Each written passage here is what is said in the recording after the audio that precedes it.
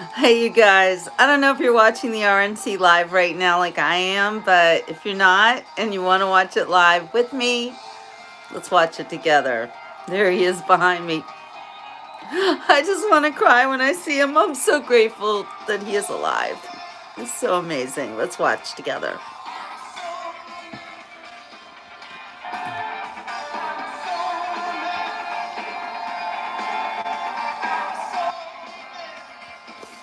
It's his beautiful family.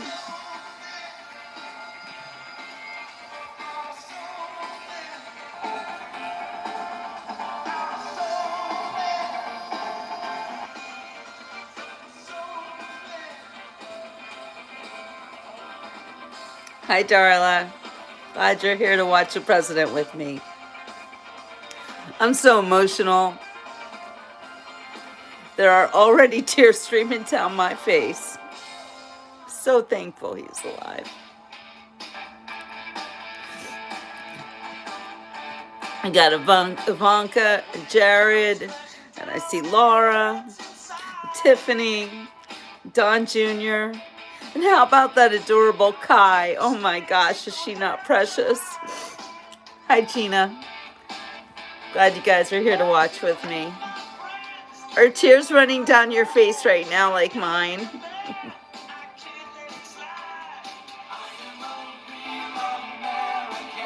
He's not the same person that he was before Saturday. There's just something about him, it's different.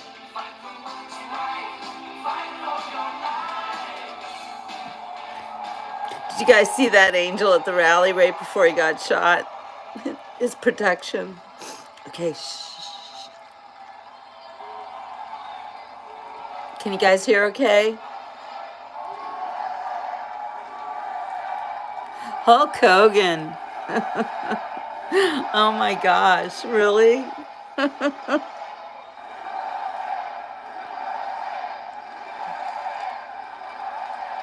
I love this guy. Thank you, darling. Well, let me tell you something, brother.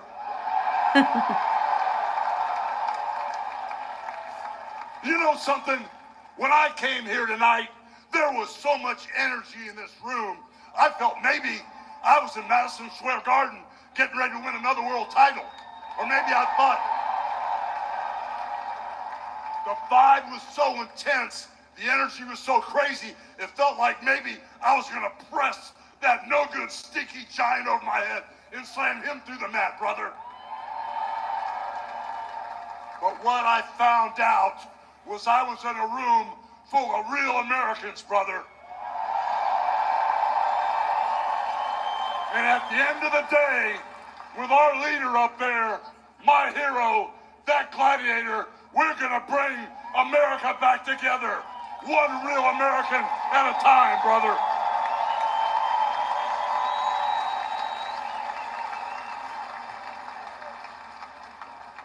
You know something? I've seen some great tag teams in my time. Hulk Hogan and, ooh yeah, the Macho Man Randy Savage. But you know something? I see the greatest tag team of my life standing upon us, getting ready to straighten this country out for all the real Americans.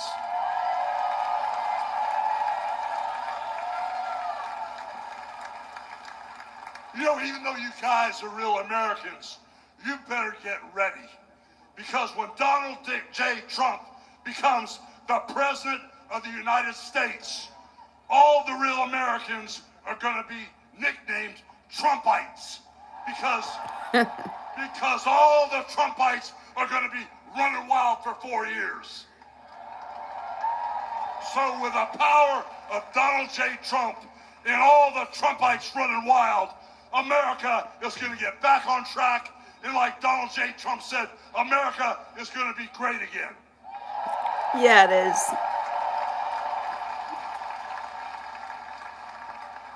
You know, when I look out and I see all the real Americans, I think about how Donald Trump, his family was compromised. When I look out there and I see Donald Trump I think about how his business was compromised. But what happened last week when they took a shot at my hero and they tried to kill the next president of the United States? Enough was enough. And I said, let Trumpomania run wild, brother. Let Trumpomania rule again. Let Trumpomania make America great again.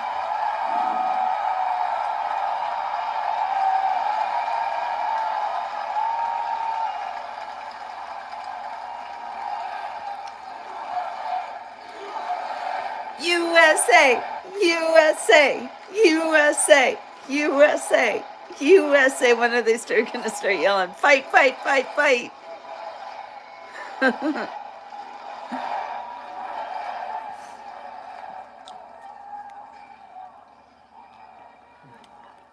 You know something, Trumpites? I didn't come here as Hulk Hogan, but I just had to give you a little taste. You know, my name is Terry Bollea. And as an entertainer, I love you too. And as an entertainer, I tried to stay out of politics. But after everything that's happened to our country over the past 4 years, and everything that happened last weekend, I can no longer stay silent. Thank God. Nobody can. Nobody should be silent right now. I'm here tonight because I want the world to know that Donald Trump is a real American hero. That's right, he is. And I'm proud to support my hero as the next president of this United States. So am I.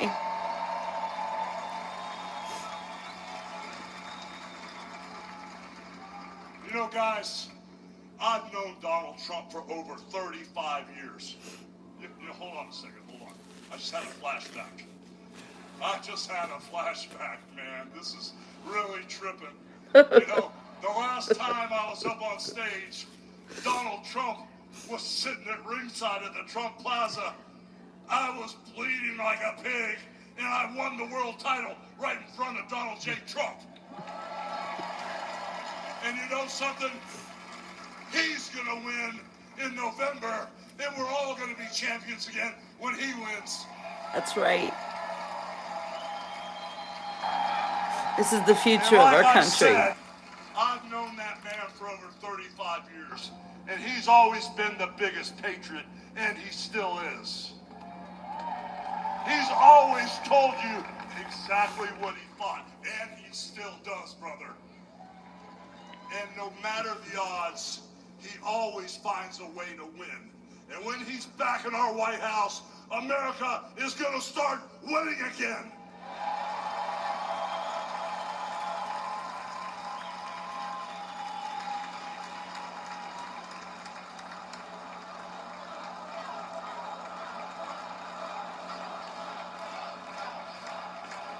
Trump, Trump, Trump, Trump, Trump, Trump, Trump, Trump. You know, guys, over my career, I've been in the ring with some of the biggest, some of the baddest dudes on the planet. And I've squared off against warriors, ooh yeah, savages. And I've even, like I said, body slammed giants in the middle of the ring.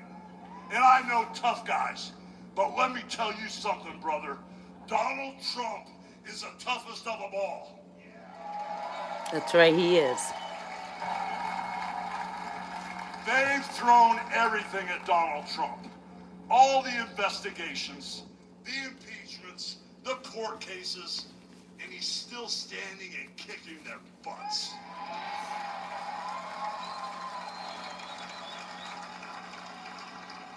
You know, we never had it better than the Trump years.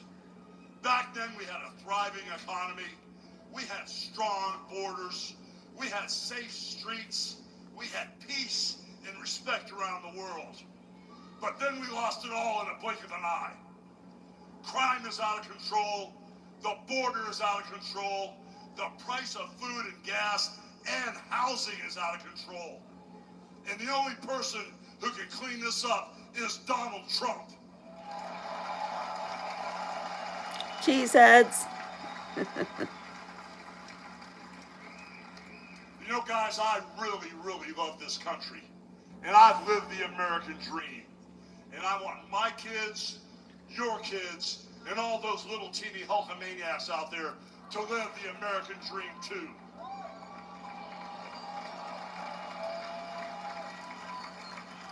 This November, guys, we can save the American dream for everyone.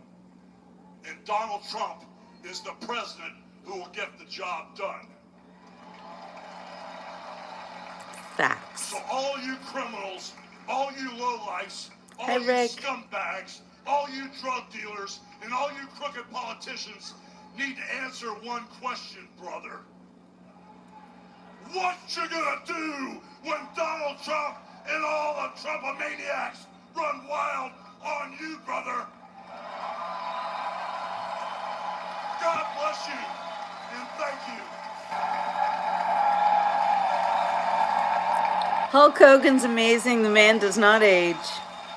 I actually met him back in 1990, I think it was 1991, when I was writing for a Nickelodeon show called Don't Just Sit There, and he was a guest on the show. Please welcome the President and CEO of the Billy Graham Evangelistic Association and President of Samaritan's Purse, the Reverend Franklin Graham.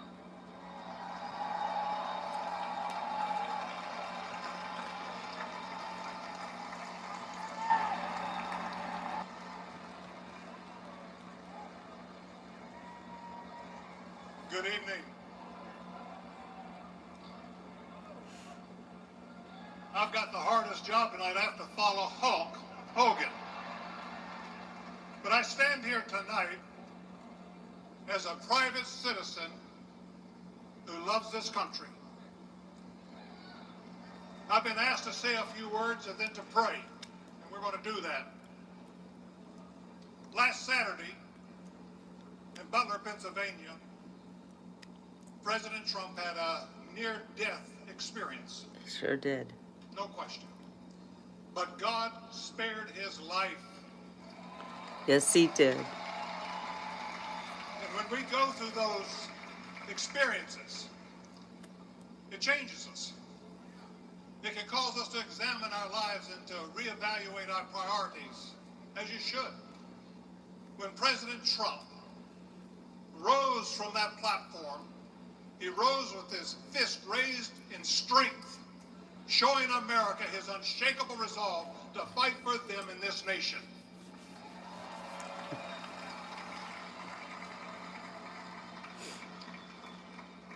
I cannot explain why God would save one life and allow another one to be taken. I don't have the answer for that. But one thing I do know is that God loves us, and he wants us to be with him in heaven one day. And that's through faith in his son, Jesus Christ. You see, the Bible says that God so loved the world that he gave his only begotten Son, that whosoever believeth in him shouldn't perish but should have everlasting life. For as long as I've known President Trump, I've found him to be a man of his word. Things that he said he'll do, he did. When he told me and our country in 2016 that he was going to appoint conservative justices, guess what? He did. In 2016, he said he would defend religious liberty. And guess what? He did. Yes, he did. In 2019, I was with him at the United Nations when the first president of history of this country stood there to advocate for religious liberty worldwide.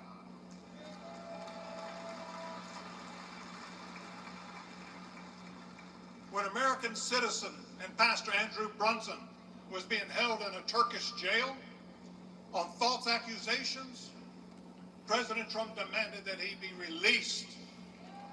And he applied economic pressure and sanctions until they did that.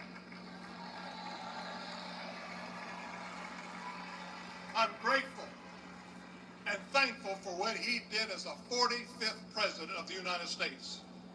And I know that as the 47th President, he will keep his word to the American people to make America great once again.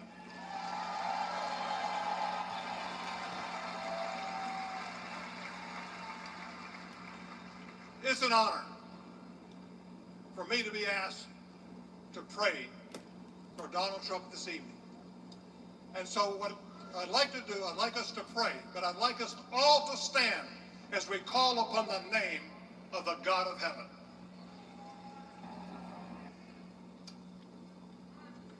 Our Heavenly Father, we come before you this evening with grateful hearts. Thank you for saving the life of President Donald J. Trump. Thank you, thank you, thank you. In his own words, it was you and you alone who saved him. We pray for the others that were injured on Saturday, for the family who lost their loved one. Put your loving arms around them. Comfort them, and may they sense your presence. We stand before you tonight. We say thank you for the provisions you have given to the United States of America. You have blessed this country more than any country in the world. Sadly, as a nation, we have forgotten who is responsible for all the freedoms, the liberties, and the bounty that we enjoy. It has all come for you. Thank you. This evening, our nation is in trouble. We're divided politically, racially, economically, with millions of people seeking refuge and hope in our dry and thirsty land. You're the only one who can fix the complexity of the problems that we face today. We pray for President Trump, that you would give him wisdom, strength, and a clear vision for the future of this nation and the task that is at hand. Continue to protect him from his enemies. I pray that you would surround him with men and women who will give him sound counsel and guidance. We pray for Melania, for Barron, and for all of President Trump's children and grandchildren.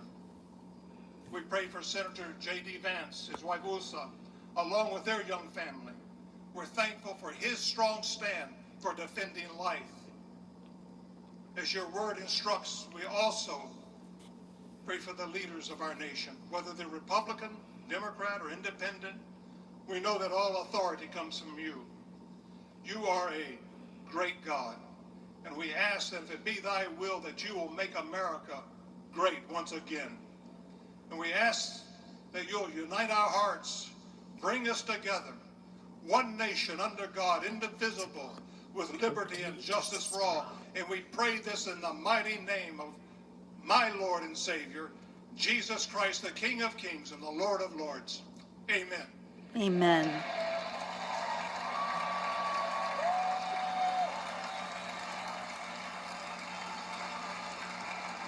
Glad you guys are watching this with me. It's not good to be alone right now. We all need each other. Ladies and gentlemen, please welcome businessman and Executive Vice President of the Trump Organization, Eric Trump.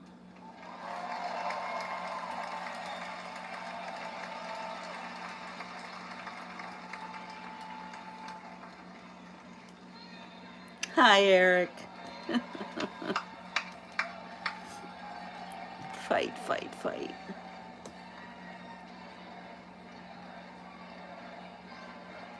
Good evening, America! Oh, look, his little kids.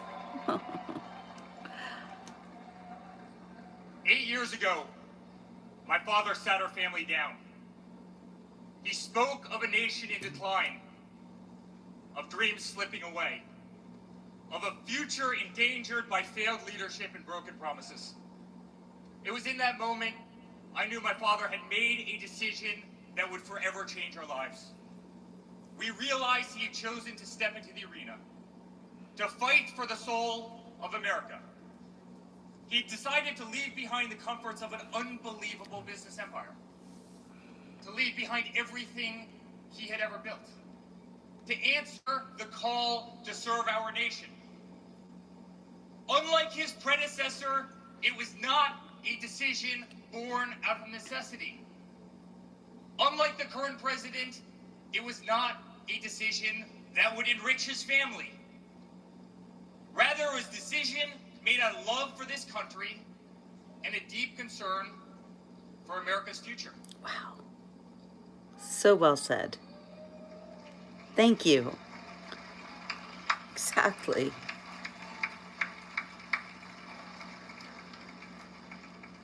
My father was clear it would not be easy, that there would be a huge price to pay, and that the attacks would be vicious. Looking back, that was an understatement. It sure was. The made-up Russia hoax, the sham impeachments, the efforts to destroy an unbelievable company, a company that I run today, the efforts to cancel us, to silence him, to gag his free speech, and to drag him through every radical left courthouse in America, to take his life. Yet through it all, he's shown unwavering courage and determination, not just in public, but in every private conversation with me and our family.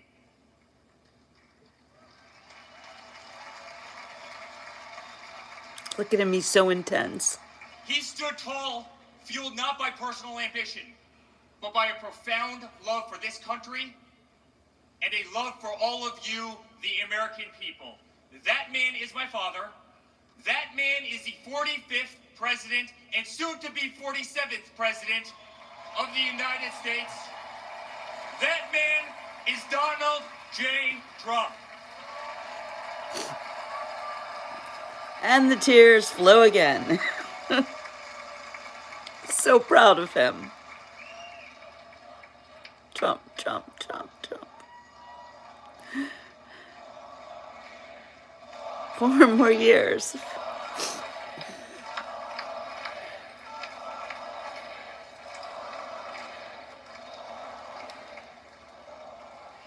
Each time I've stood on this stage, America's been at dire crossroads. In 2016, many people began to doubt the promise of America. Our economy was struggling, jobs were scarce, our standing on the world stage was weak at best. Veterans were forgotten, our military was in shambles, our educational system was broken, ranked 30th in the world. He could no longer tolerate an inept administration that handed $150 billion to Iran, a country that chants death to America, or witness the continued attacks on our Constitution and our religious liberty, or see the disrespect shown to our unbelievable law enforcement officers who are being disarmed, defunded, and persecuted each and every day. He could no longer stand to see words like Christmas stripped from public use or the Pledge of Allegiance removed from our schools.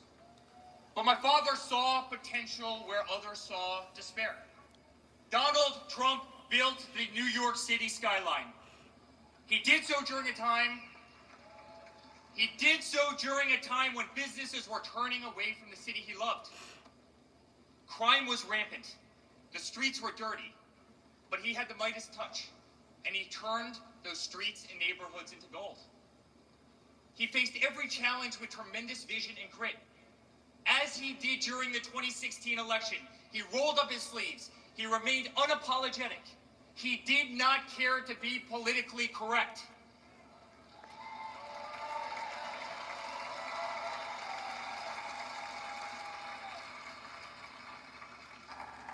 He restored hope. He restored a voice to millions of Americans who had been ignored.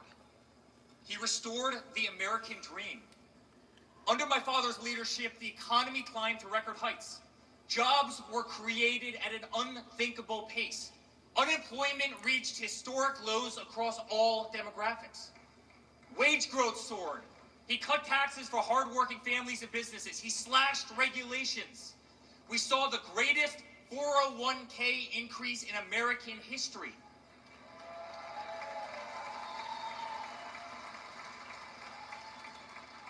People bought their first homes in an environment that saw 2 to 3% interest rates.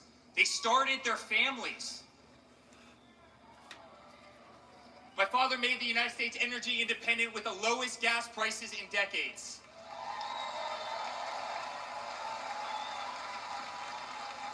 My father made made the United States safe. Our borders were closed. There was peace in the Middle East. Soleimani, al-Baghdadi, the terrorists were dead. That's right. ISIS was canceled. My father made the United States respected again. With the courage to walk into countries like North Korea, with the courage to impose tariffs on China, and with the courage to tear up trade deals that cost Americans their jobs.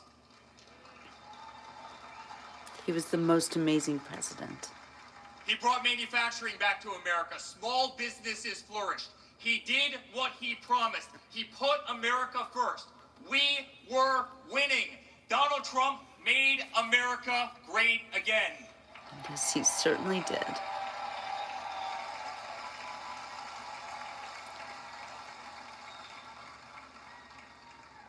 But he also created a movement that threatened the special interests in the political elites.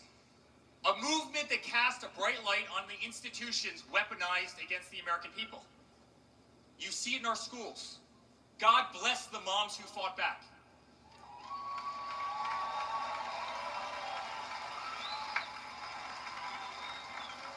You see it in your workplace. You see it on every news station, in every newspaper. You see it in the military. The most iconic military installations on planet Earth are stripped of their identity and renamed. Fort Bragg, Benning, Fort Hood. You see it in Hollywood. You see it in our two-tier judicial system. They don't even hide it anymore. My father has been censored. The former president ripped off Twitter, Instagram, and Facebook while terrorist organizations remain intact. My father has been persecuted, targeted by far-left Democrats funded by special interest groups and hand-picked judges. My father has been pulled off the ballots of states, radical justices attempting to defy the will of millions of Americans who adore who he is and what he stands for. My father even became the target of an assassin who almost killed America's single greatest hope for our future. The swamp is terrified of this incredible movement. They're terrified of it. They're terrified of you and the tens of millions of people watching us on TV right now. They've tried everything to keep him from you, everything. To destroy his legacy, to destroy his family. They have failed and they will not win. No, they won't. No weapons formed against us shall prosper.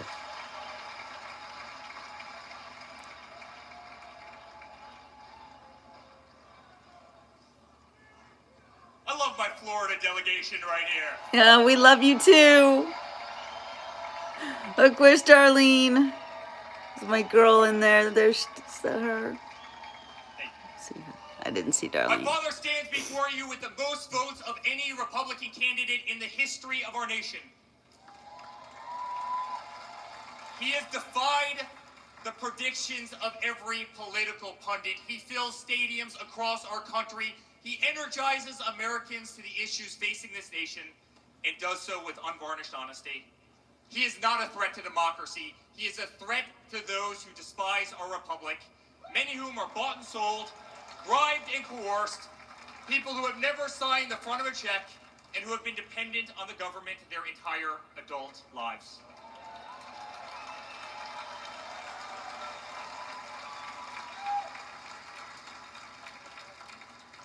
Today, as it was in 2016, America's at that crossroads again. Energy prices are soaring. Interest rates are crippling. Everything is unaffordable. The U.S. dollar has been diminished. Inflation has made it impossible for Americans to live, to save for their future. Our infrastructure is crumbling. Our border is out of control.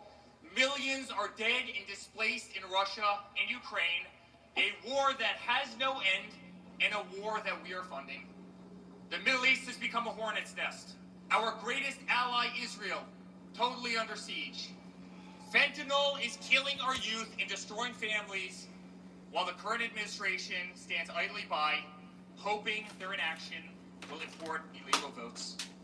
Crime terrorizes our cities and our suburbs as far-left policies handcuff police. Male athletes, guys my height, 6'5", are swimming in women's sports.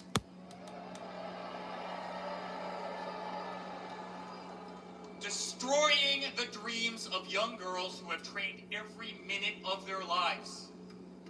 We no longer trust our elections, we no longer trust our judicial system, and we no longer believe that our government is working in our best interest.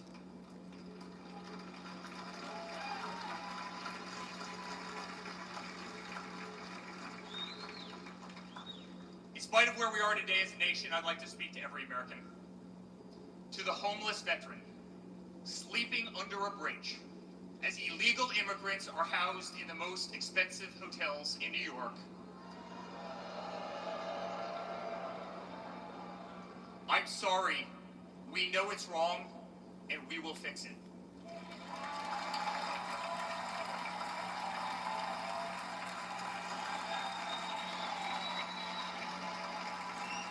To the single mother who can no longer afford her rent, afford groceries, and has been forced to work 3 jobs, I'm sorry. It does not have to be this way. To the parents who lost a son or daughter to fentanyl, including the incredible woman that spoke the other night, while an administration does absolutely nothing, I'm sorry. Your government can do so much better, and it will.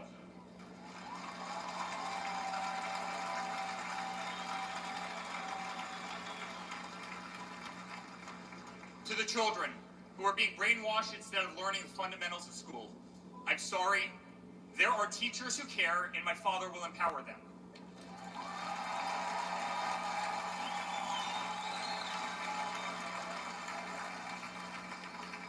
To the law enforcement officers, our brave Border Patrol, Secret Service agents who work every single day to protect our communities, knowing damn well that the system will throw you under the bus, I'm sorry.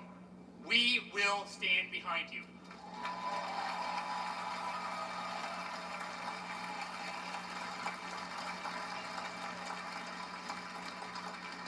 To commuters often petrified to take a bus, take a train, or walk the streets in cities across our nation, I'm sorry. That man right there will fix this.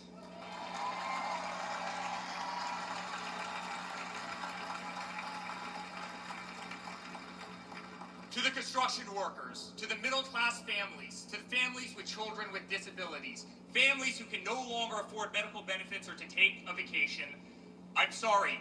We will make America great again.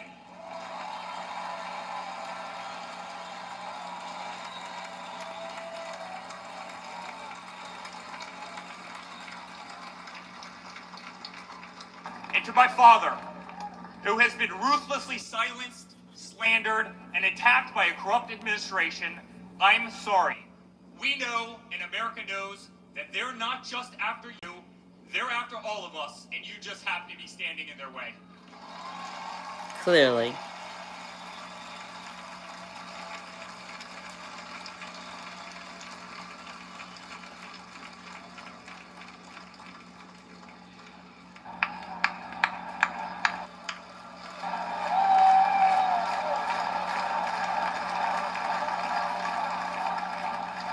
To all Americans watching tonight, the greatest retribution will be our success. That's right.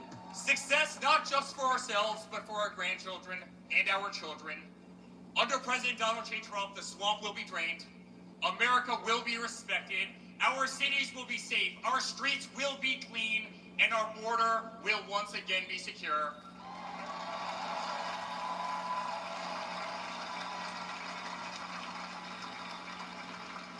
We will have peace. We will have prosperity. Your hard-earned tax dollars will enrich a better America, not be squandered in corrupt foreign nations. Education will be handed back to the states. We will no longer be 30th in the world. We will be first.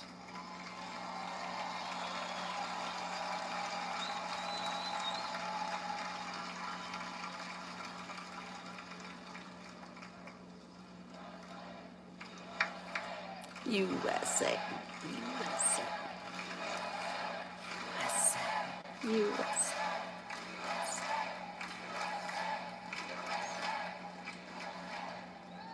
Our children will understand family, our children will have values, and our children will love God. Yes, this is a great speech, Eric.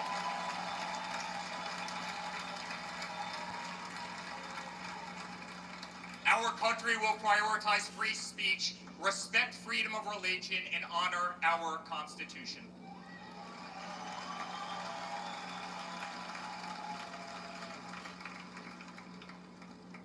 As his son, I've never been more proud of a person in my life. A man who has defied all odds more than once.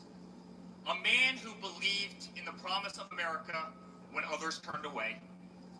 A man who saw a nation in need of a champion and answered that call with unwavering determination and courage.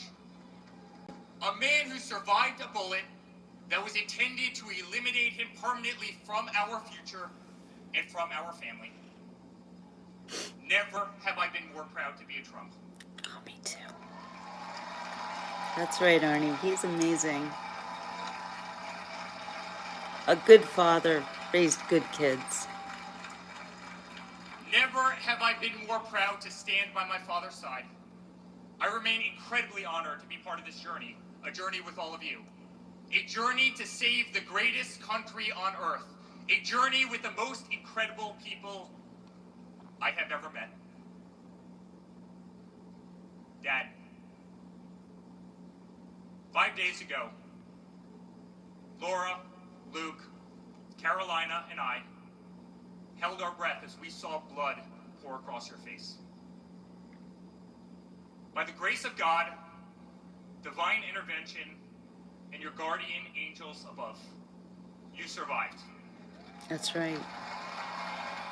Never forget there was an angel at the Trump rally.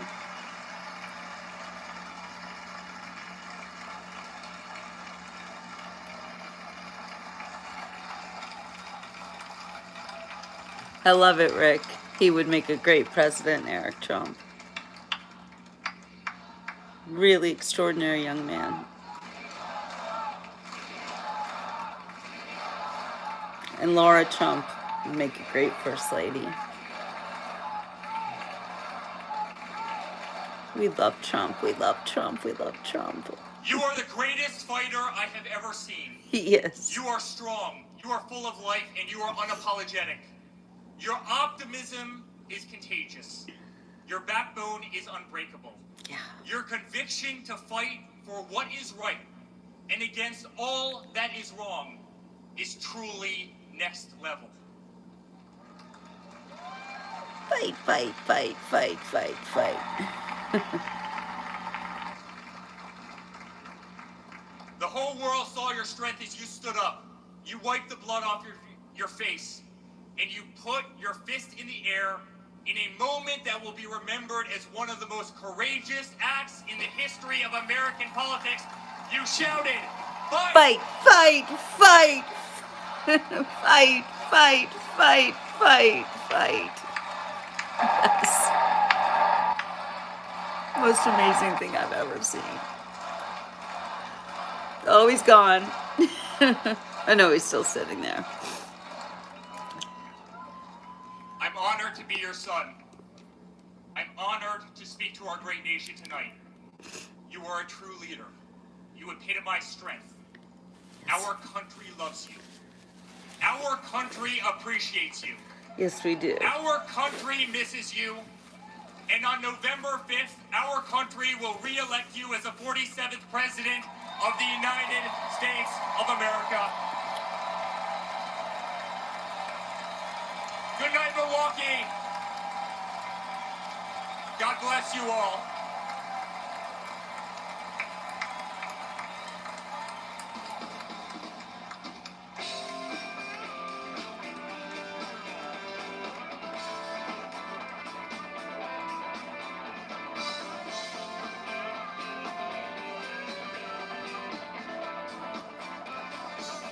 Thank you, fellow patriots, for watching the RNC, the end of the RNC with me. I really appreciate it. I'm so excited to see President Trump speak. The look on his face and his fight hand.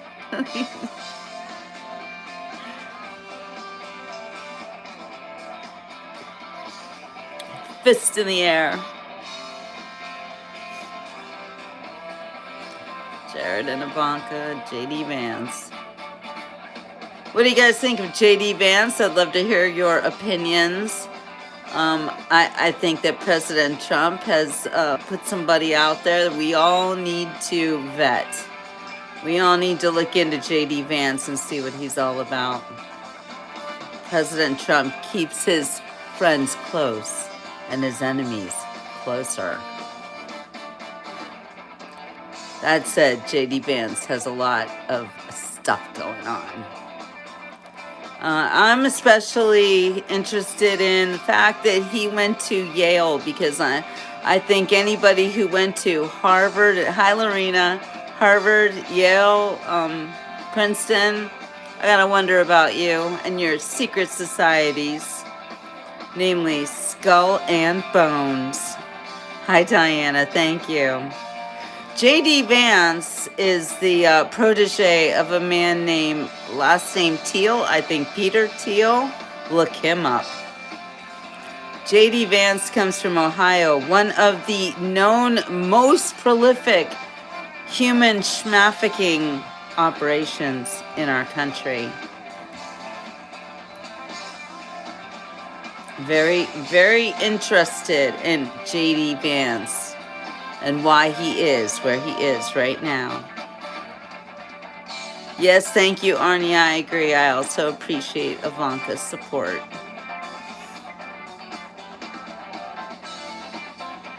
Jared, I'm not always so sure about. You know, Darla, usually the people who are the most corrupt had it very hard growing up.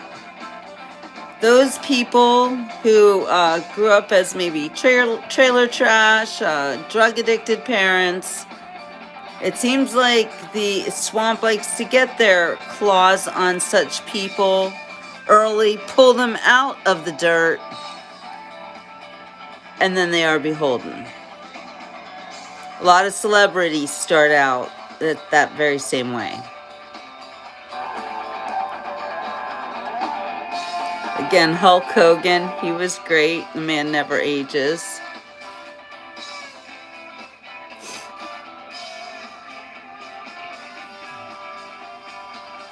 Yes, he wrote a book called Hillbilly Elegy, I believe.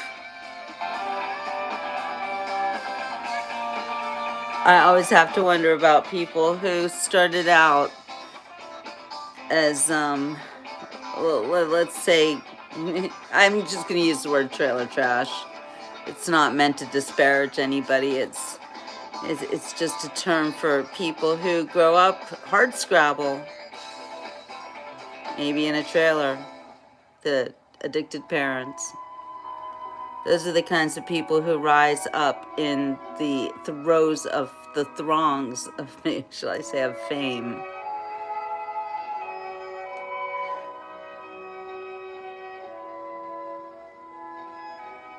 Ladies and gentlemen, the next First Lady of the United States. Oh, Melania. Mrs. Melania Trump.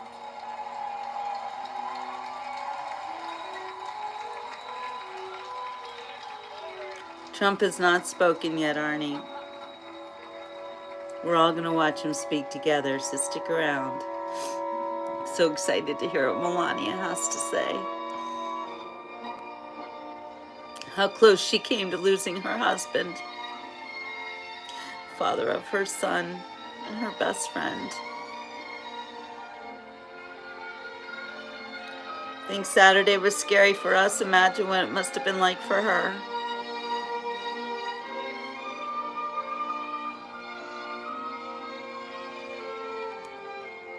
There she is. Wow. Stunning First Lady.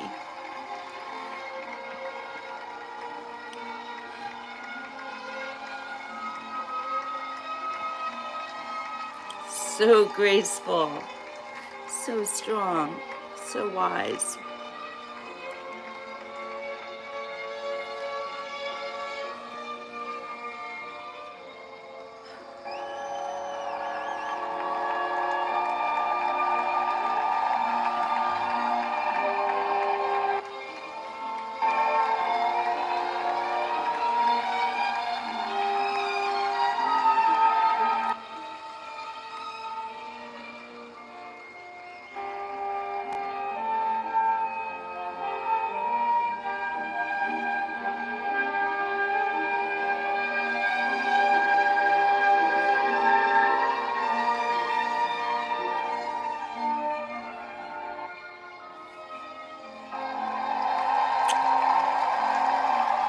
And the tears flow again.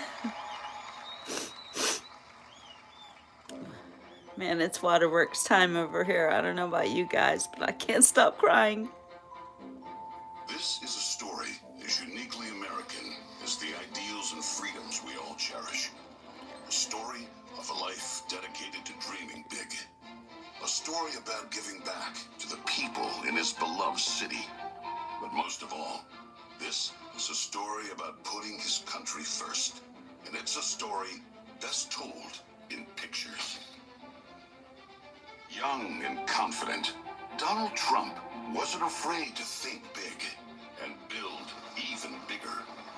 And he left his mark on the New York skyline that greeted visitors from around the world. But he wasn't just an American entrepreneur. He became a folk hero. Celebrities and sports stars wanted to be seen with him. Politicians sought his approval. And New Yorkers just loved him. And he loved them back. And he gave back. Just one example. Saving the Woolman skating rink. The Woolman skating rink in Central Park is open again. The city spent nearly 6 years and $12 million trying to fix it. And then to the rescue, developer Donald Trump. As Tracy Egan tells us now, he accomplished in 3.5 months what the city couldn't do in 6 years. Donald, you performed a great public service. There was no denying that Donald Trump was the toast of the town. But he was also something even more important, a patriotic American. And like many others, he was becoming increasingly troubled by the direction of our country. Because I really am tired of seeing what's happening with this country, how we're really making other people live like kings and we're not. You said, though, that if you did run for president, you believe you'd win. Well, I don't know. I think I'd win. I tell you what, I wouldn't go in to lose. I've never gone into losing in my life. And if I did decide to do it, I think I'd be inclined. I would say that I would have a hell of a chance of winning because I think people, I don't know how your audience feels, but I think people are tired of seeing the United States ripped off. But who would ever run for president and leave such a glamorous life? Appearances in movies, best-selling books, a widely popular TV show. But for Donald J. Trump, the calling to save his country was even stronger. The mission, more important. The number of Americans being left behind, too large. And so, in Donald Trump fashion, he announced Greatest day running for ever. president, in it to win. And he did.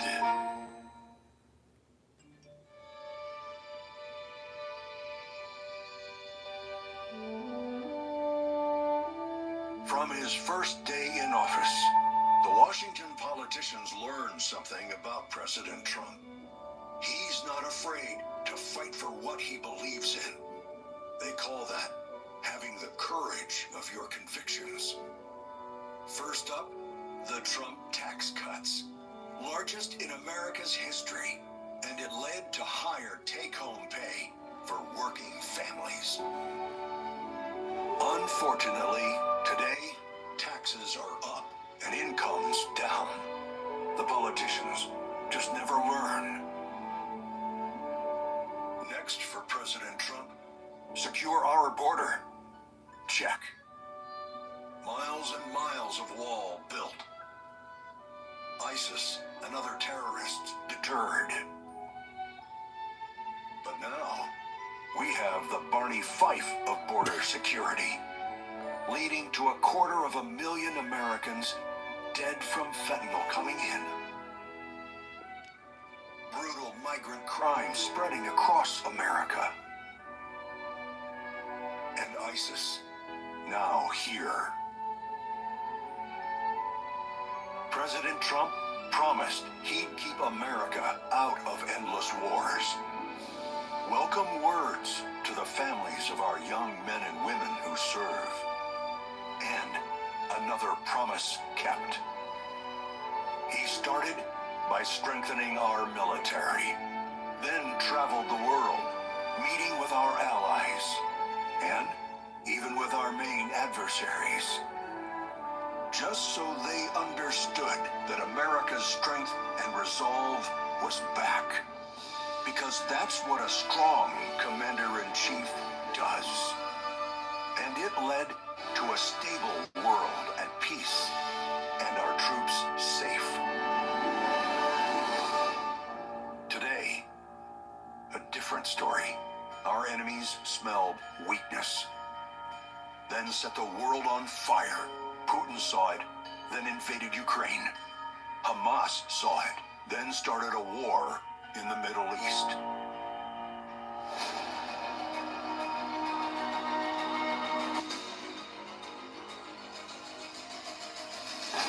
There's one more thing we've learned about President Trump. He believes so strongly in America, so optimistic for our possibilities, and so committed to fighting to once again make our country great, that there is nothing that is going to stop him.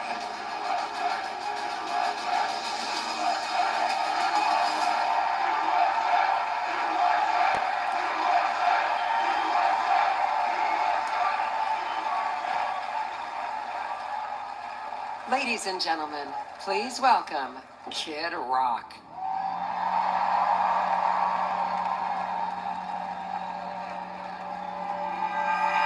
What up, America?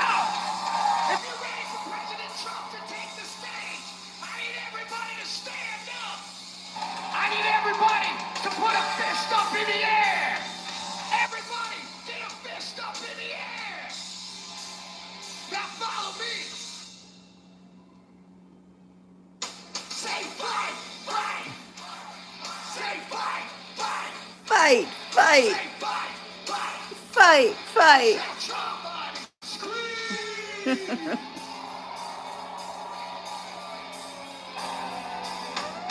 devil without a cause. I'm back with the beaver hats and Ben Davis slacks. 30 pack of stroll, straight rock and roll.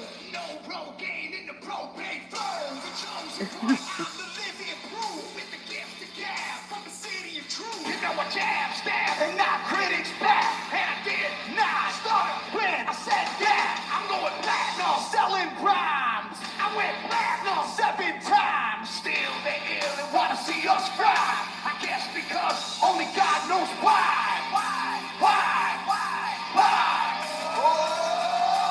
They call me cowboy, I'm the singer of black. Throw a fist in the air, let me see where you at. Say fight, fight. Say fight, fight. Say fight, fight. Fight, fight. Say Trump, Trump. Trump, Trump. Next best thing to be in there, guys.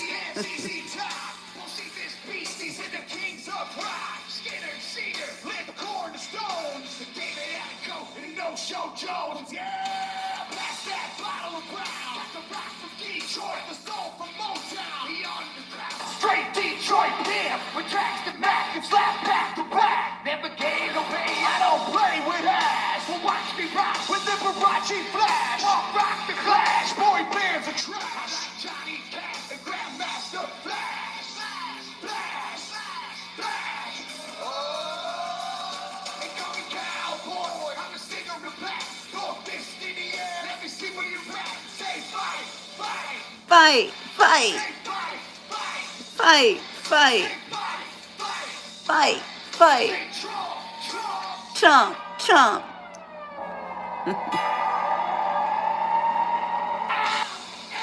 American badass, watch me kick. You can roll with rock, or you can line the ultimate. I'm like a basic craze. I'm on rock and roll, never rock this place. All super fly, living double wide. Psychon, so big time to ride. Feel sad to share, bring it fast to bear. Like a long hair swinging, middle finger in the air. Skin boot, 65 Chevelle. See me riding, stand and hear rebel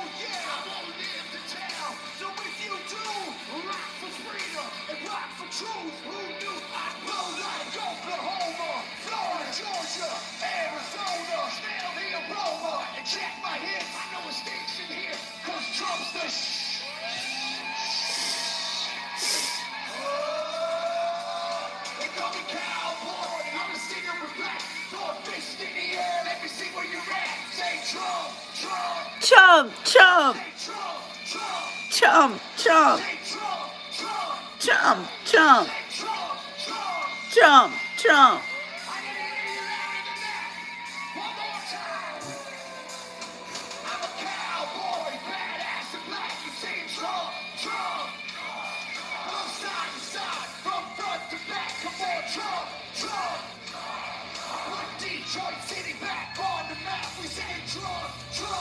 Trump, Trump.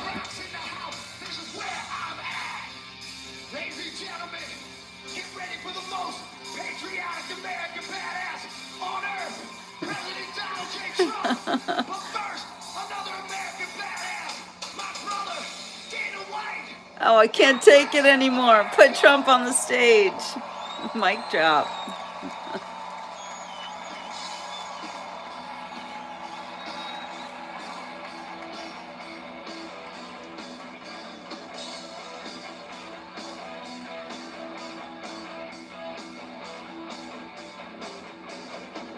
My goodness, the anticipation, that's killing me.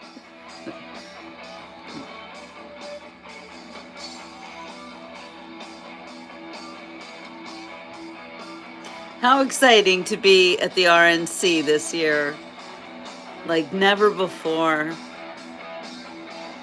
Keep your eyes open for my good friend Darlene Swaffer running for Congress. Little Trump kids. Is that Chloe? I love Chloe. She looks so beautiful, growing up so fast.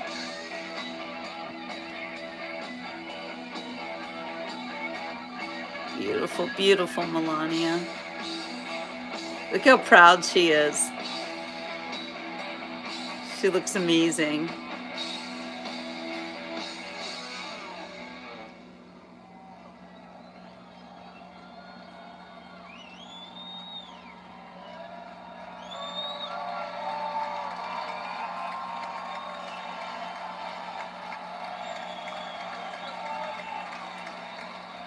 Good evening, ladies and gentlemen. I am Dana White. I am the CEO and president of the Ultimate Fighting Championship.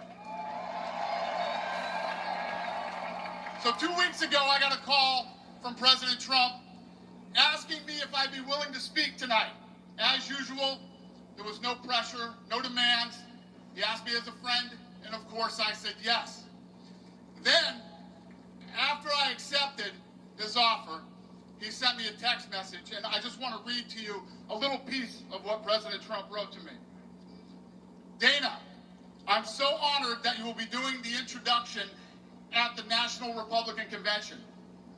Think of it as the biggest fight you ever had, a fight for our country and even the world. I only wish you didn't have to interrupt your family trip, but I hope they understand, they love you, and they know how important this is. Now think about this. This man's running for president of the United States. He's fighting for the future of this country, and he's concerned about interrupting my family trip.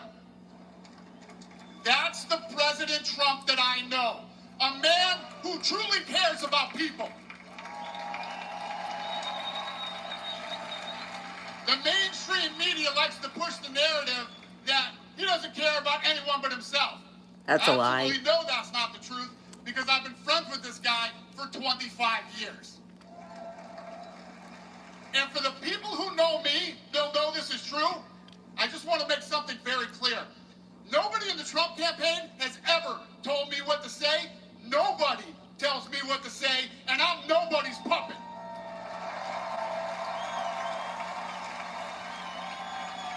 And I'm not telling you what to think, and I know President Trump. I know President Trump is a fighter. I've been saying this since 2015. Now look at what's happened over the last 10 years. We have all seen it with our own eyes. I'm in the tough guy business, and this man is the toughest, most resilient human being that I've ever met in my life. Yes, he is. The higher the stakes, the harder he fights, and this guy never, ever gives up. So what's at stake here? The answer is in President Trump's text, and I quote, "A fight for our country." he's running for president again. Why else would he put himself through everything he's dealt with just to get back here? We all know he doesn't need this. This guy's got a great life. He has a beautiful family, and he has achieved everything that you could possibly achieve in life. I know President Trump is literally putting his life on the line for something bigger than himself. And he's willing to risk it all because he loves this country.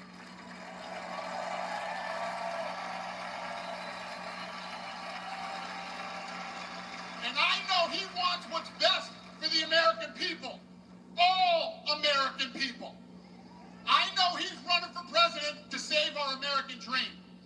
I'm living the American dream, and I know the American dream is very real. Whether you were born in this country or came here from someplace else, this is the last real land of opportunity. So true. President Reagan once said, government's first duty is to protect the people, not run their lives. And if you're buried in government red tape, how will you ever start your own business? If you're struggling to pay your bills, how can you ever afford to start a family? And if you don't feel safe in your own town, why would you ever buy a house?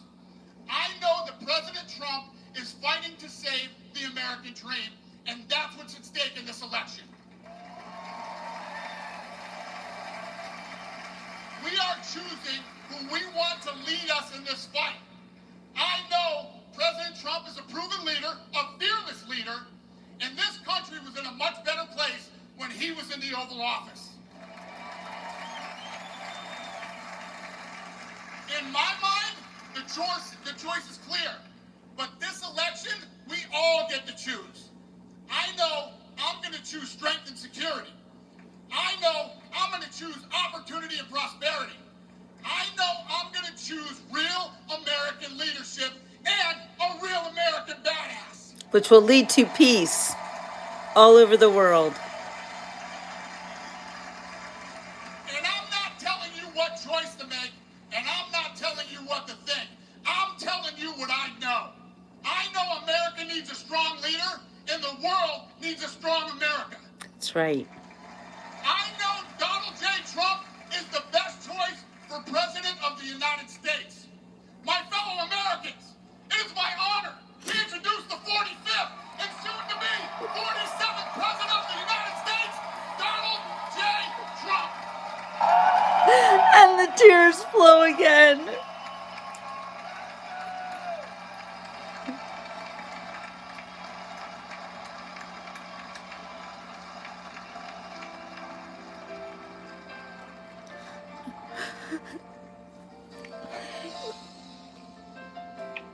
There's our song. If tomorrow the things were gone, were for all my life, and if I had to start again with just my children in my life, thank my lucky stars to be living here today, 'cause the flag still stands for freedom, and they can't take that away. Hope you guys don't mind me singing with them, because I can't help it. Because I'm proud to be an American, where at least I know I'm free. And I won't forget the men who died, who gave that right to me. Please stand up next to you and defend her still today. No doubt I love this land. God bless the USA.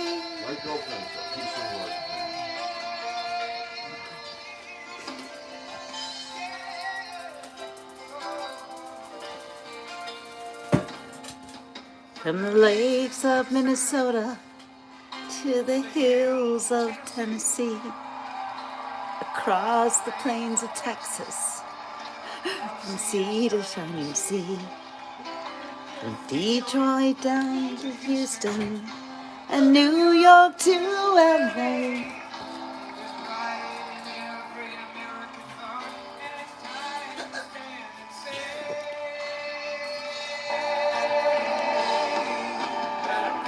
To be an American, where at least I know I'm free.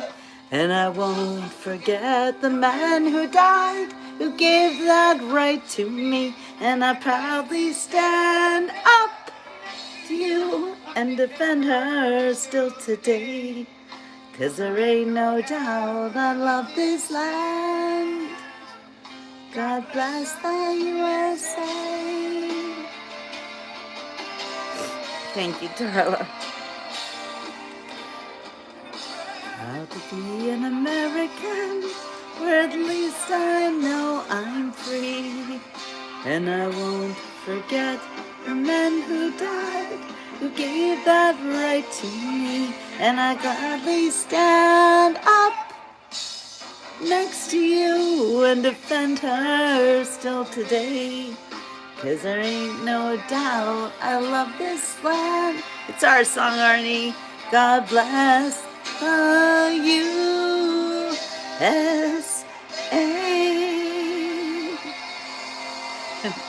Nice to not have to sing it alone.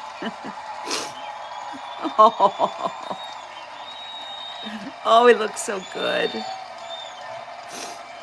God bless you. I'm so glad you're okay.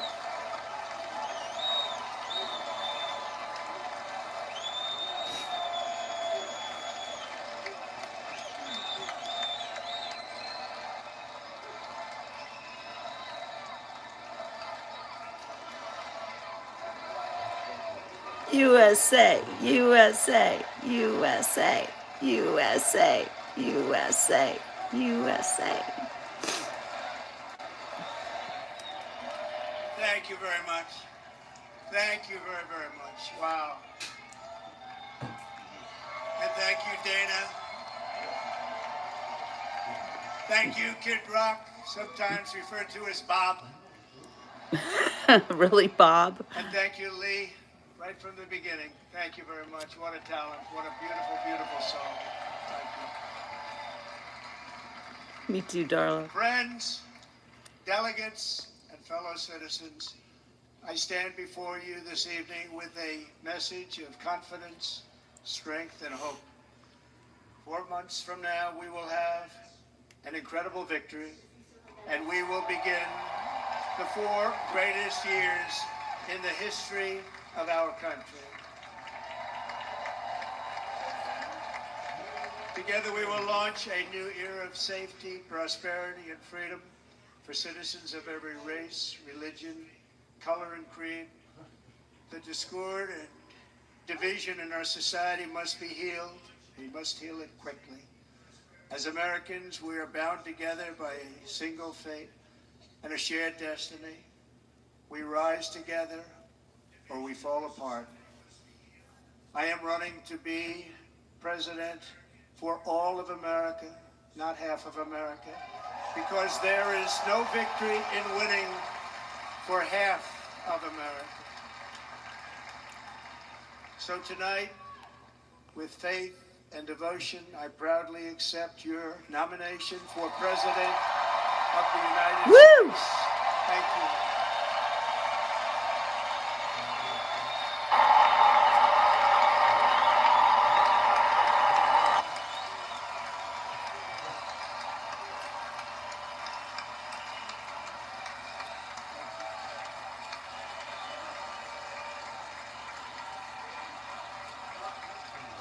Thank you very much.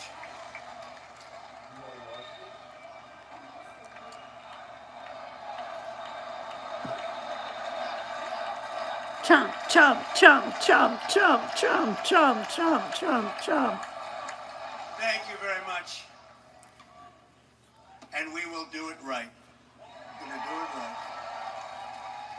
Let me begin this evening by expressing my gratitude to the American people for your outpouring of love and support following the assassination attempt at my rally on Saturday. Wow. As you already know, the assassin's bullet came within a quarter of an inch of taking my life. So many people have asked me, what happened? Tell us what happened, please. And therefore, I will tell you exactly what happened and you'll never hear it from me a second time because it's actually too painful to tell. It was a warm, beautiful day in the early evening in Butler Township in the great Commonwealth of Pennsylvania.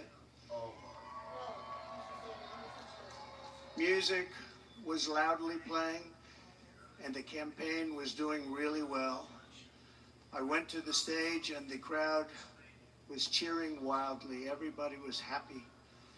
I began speaking very strongly, powerfully, and happily because I was discussing the great job my administration did on immigration at the southern border. We were very proud of it.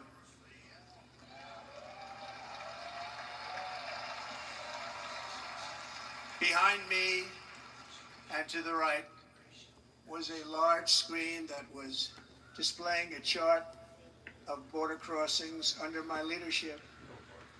The numbers were absolutely amazing.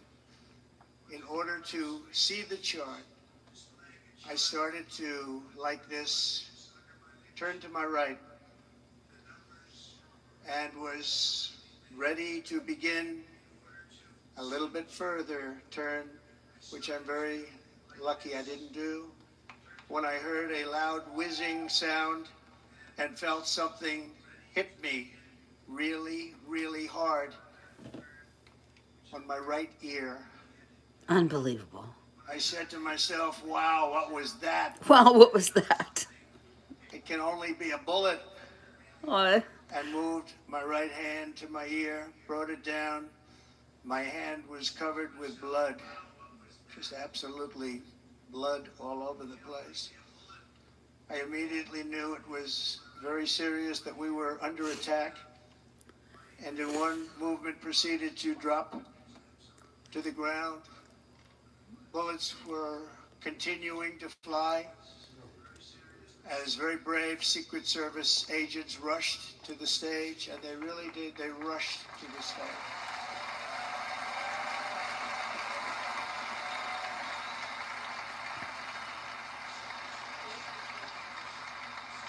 These are great people, at great risk, I will tell you, and pounced on top of me so that I would be protected.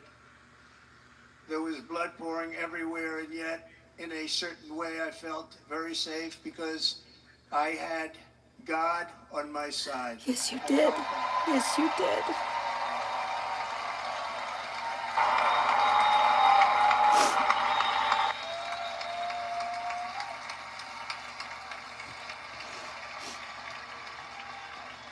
The amazing thing is that prior to the shot, if I had not moved my head at that very last instant, the assassin's bullet would have perfectly hit its mark, and I would not be here tonight. That's right. We would not be together. It's true. The most incredible aspect of what took place on that terrible evening in the fading sun was actually seen later. In almost all cases, as you probably know, and when even a single bullet is fired, just a single bullet, and we had many bullets that were being fired, crowds run for the exits or stampede. Trumpsters. Not in this case. It's very unusual.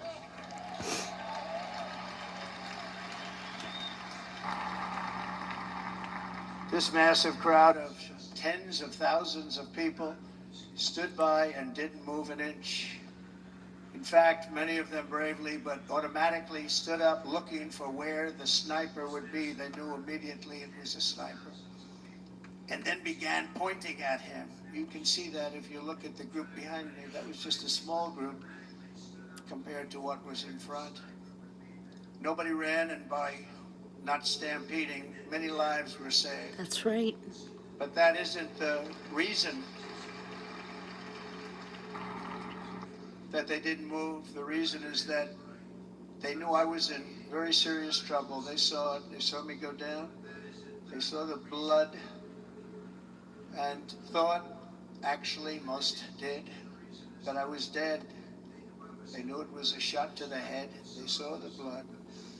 And there's an interesting statistic. The ears are the bloodiest part. If something happens with the ears, they bleed more than any other part of the body. For whatever reason, the doctors told me that, and I said, why is there so much blood? He said, it's the ears. They bleed more. So we learned something, but they just... something, all right. They just, this beautiful crowd, they didn't want to leave me. They knew I was in trouble. They didn't want to leave me. And you can see that love written all over their faces. That's right. We love you. Incredible people. They're incredible people. Bullets were flying over us, yet I felt serene. But now the Secret Service agents were putting themselves in peril. They were in very dangerous territory. Bullets were flying right over them, missing them by a very small amount of inches. And then it all stopped. Our Secret Service sniper, from a much greater distance and with only one bullet used, took the assassin's life, took him out.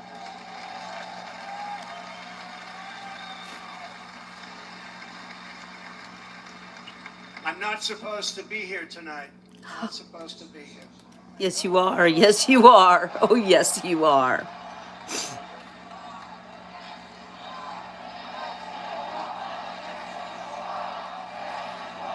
Yes, you are.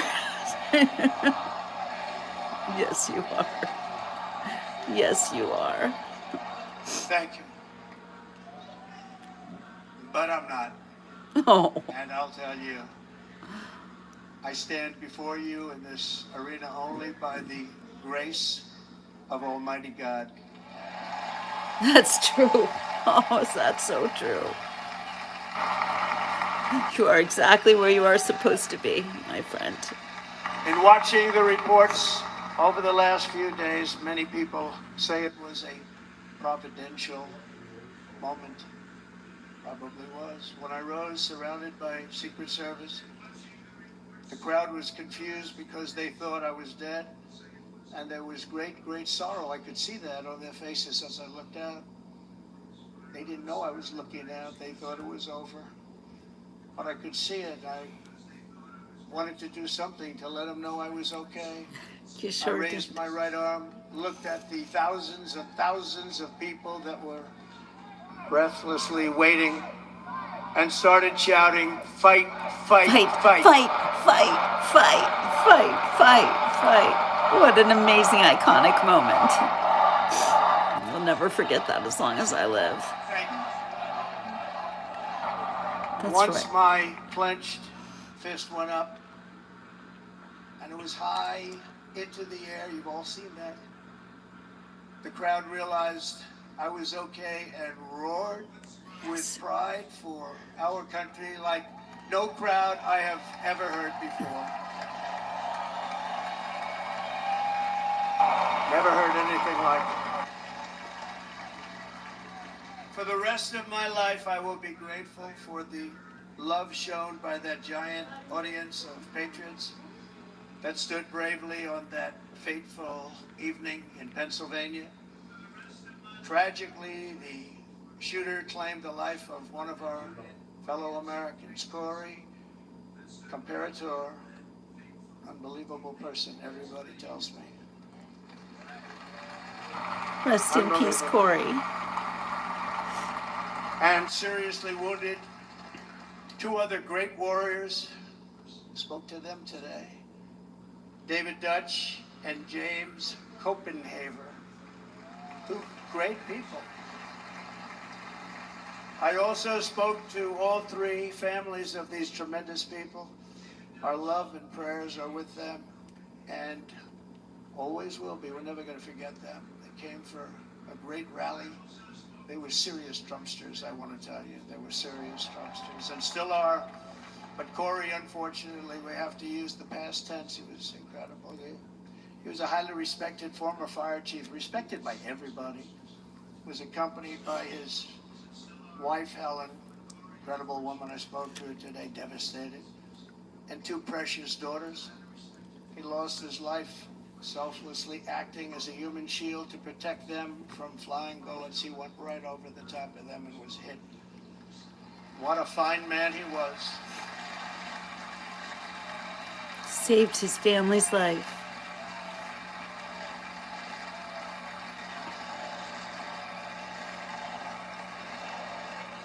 That's for Corey.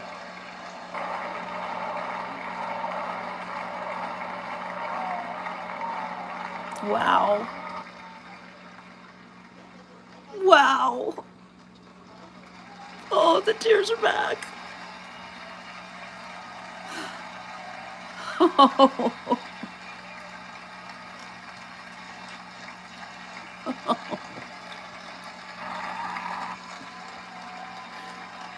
So emotional.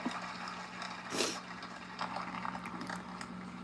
want to thank the fire department and the family for sending his helmet, his outfit, and it was just something, and they're going to do something very special when they get it. But we did something which cannot match what happened, not even close. But I am very proud to say that over the past few days, we've raised $6.3 million.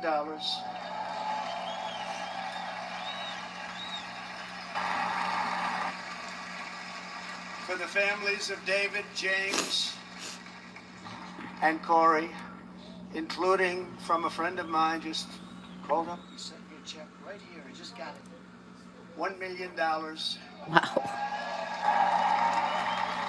From Dan Newland, thank you, Dan. And again, when speaking to the family, I told them, I said, well, we'll be sending you a lot of money, but it can't compensate. They all said the same thing. You're right, sir. We appreciate so much what you're doing, but nothing can take the place in the case of Corey and the other two. By the way, they were very, very seriously injured, but now they're doing very well. They're going to be okay. Thank God.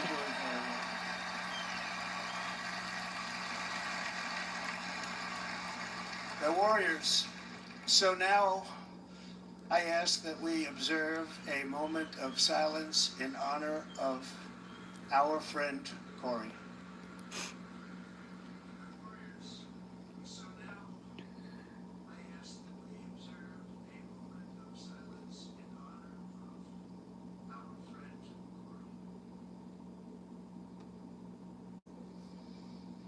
There is no greater love than to lay down one's life for others. This is the spirit that forged America in her darkest hours, and this is the love that will lead America back to the summit of human achievement and greatness. This is what we need. Despite such a heinous attack, we unite this evening more determined than ever. I am more determined than ever, and so are you. So is everybody.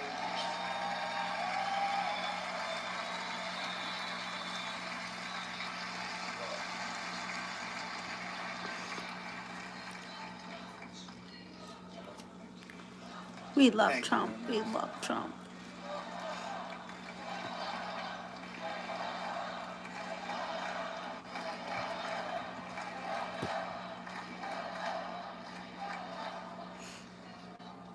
Our resolve is unbroken and our purpose is unchanged to deliver a government that serves the American people better than ever before.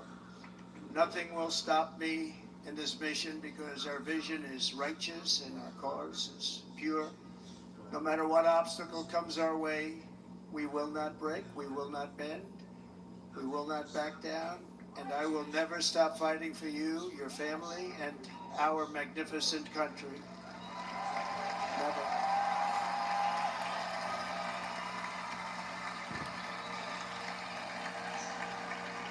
And everything I have to give with all of the energy and fight in my heart and soul, I pledge to our nation tonight. Thank you very much. I pledge that to our nation.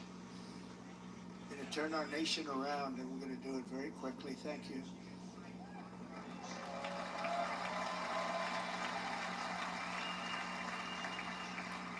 This election should be about the issues facing our country and how to make America successful, safe, free, and great again.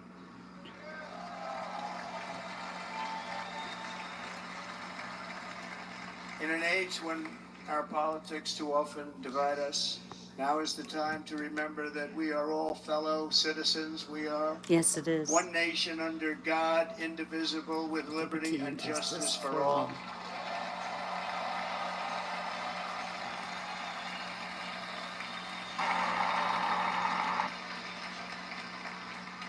And we must not criminalize dissent or demonize political disagreement, which is what's been happening in our country lately at a level that nobody has ever seen before. In that spirit, the Democrat Party should immediately stop weaponizing the justice system and labeling their political opponent as an enemy of democracy. That's right. Especially since that is not true. In fact, I am the one saving democracy for the people of our country. That's right.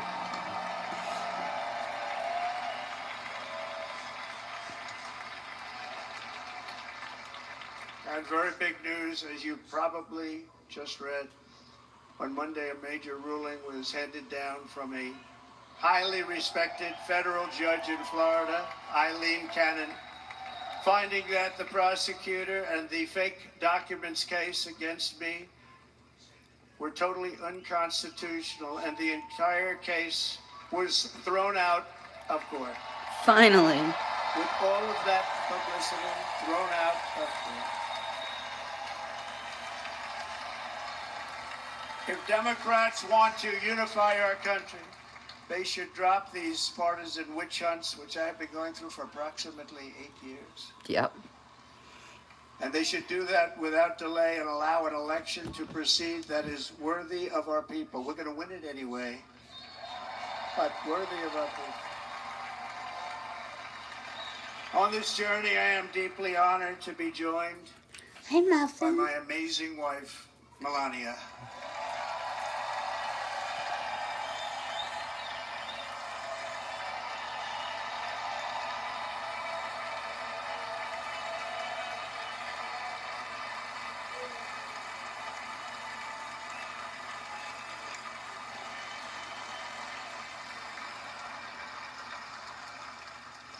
And Melania, thank you very much. You also did something really beautiful, a letter to America calling for It was beautiful. national unity, and it really took the Republican Party by surprise. I will tell you, it was beautiful.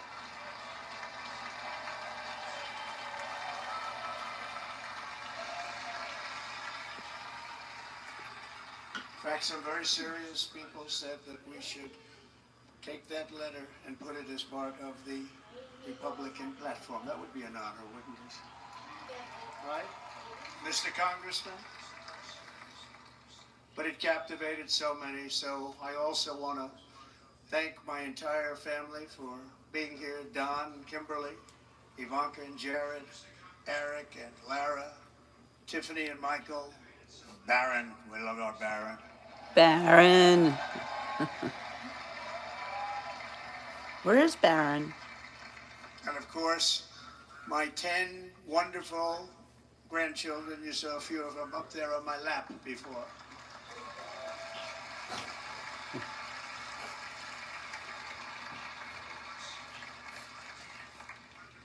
And how good was Dana? Was Dana good? I mean, was he good? Dana was You know, he great. was on probably the only vacation he's had in about, maybe ever, because he works, but about 10 years with his wife, very far away. I won't tell you where, but very, very far away, beautiful place. And my people called, and he said, yeah, I won't be able to do it. This is many, many years. I promised my wife I can't do it. And they came in, they said, Dana won't be able to do it, because he was my first, second, and third choice.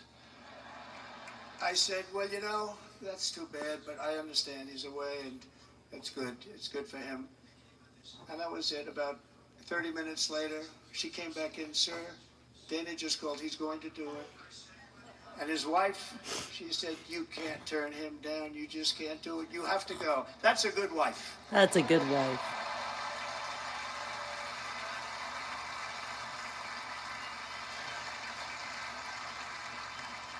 So he got on a plane. He got here a little while ago. Now he's going to get on the plane in a little while, and he's going to go back home to his wife. But they're great, and I just want to thank her and him and their whole family, because that's not easy. And Kid Rock, same thing. Called, he said, I want to be a part of it. I want to be a part, because, you know, Kid does his great song, big monster song. I had no idea. You know, he became a friend of mine over the last 10 years. And he's amazing. Everyone loves him. I didn't even know how big he was. You know, he has rallies, 35, 40,000 people he gets every time he goes out. I think he's making so much money, he doesn't know what the hell to do with it. You want to... And then we have my other friend, and I've known him so long, and we took that song, and it was a big success, but we made that. I saw a chart of great songs to America. That was #1 on the chart recently, #1. So that's Lee Greenwood, a very special, beautiful person. He's a beautiful man. But they all wanted to be here. They called him. And how about the Hulkster? How good was he? Is he up? Where is he? Where's the Hulkster? Boy, oh boy.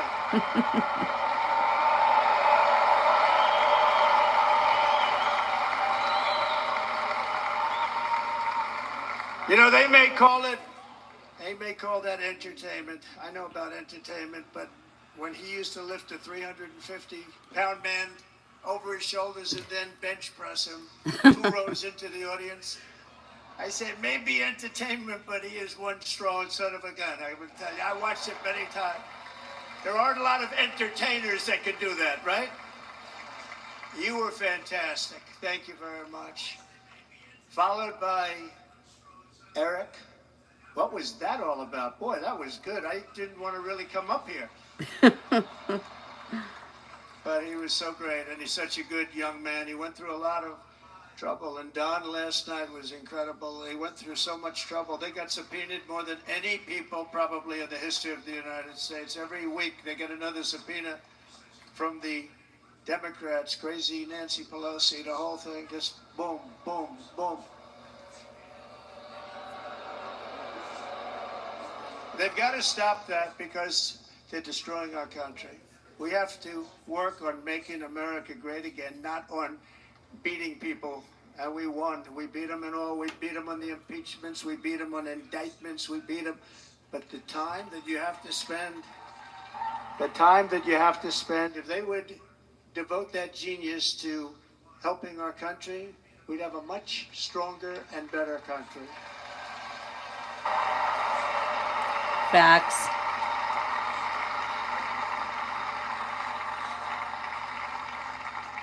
And Jason, the biggest star in country music. Jason, thank you for being here. Jason, thank you very much. Jason Aldean, he's good. I like his wife even better, by the way. She's here. Thank you, Jason. But I'm thrilled to have a new friend and partner fighting by my side. The next Vice President of the United States, the current Senator from Ohio, J.D. Vance, and his incredible wife, Usha.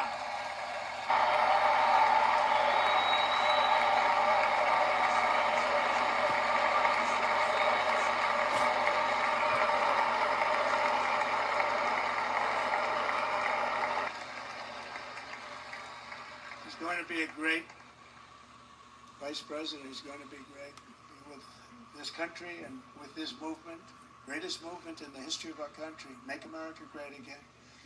When they criticize it, they say, we're going to try and stop MAGA. I said, MAGA is Make America Great Again. What are you going to stop? There's nothing to stop. Exactly. Then they say, oh, that's right. It's very tough to fight it. And all of the people that did try and fight it have failed. But he's going to be with us for a long time, and it was an honor to select him. Great student at Yale. There's Muffin. His wife was a great student at Yale. They met Stop at Yale. it. These are two Come smart people. drink your water. So, J.D., you're going to be doing this for a long time. Oh, Enjoy Muffin. the ride.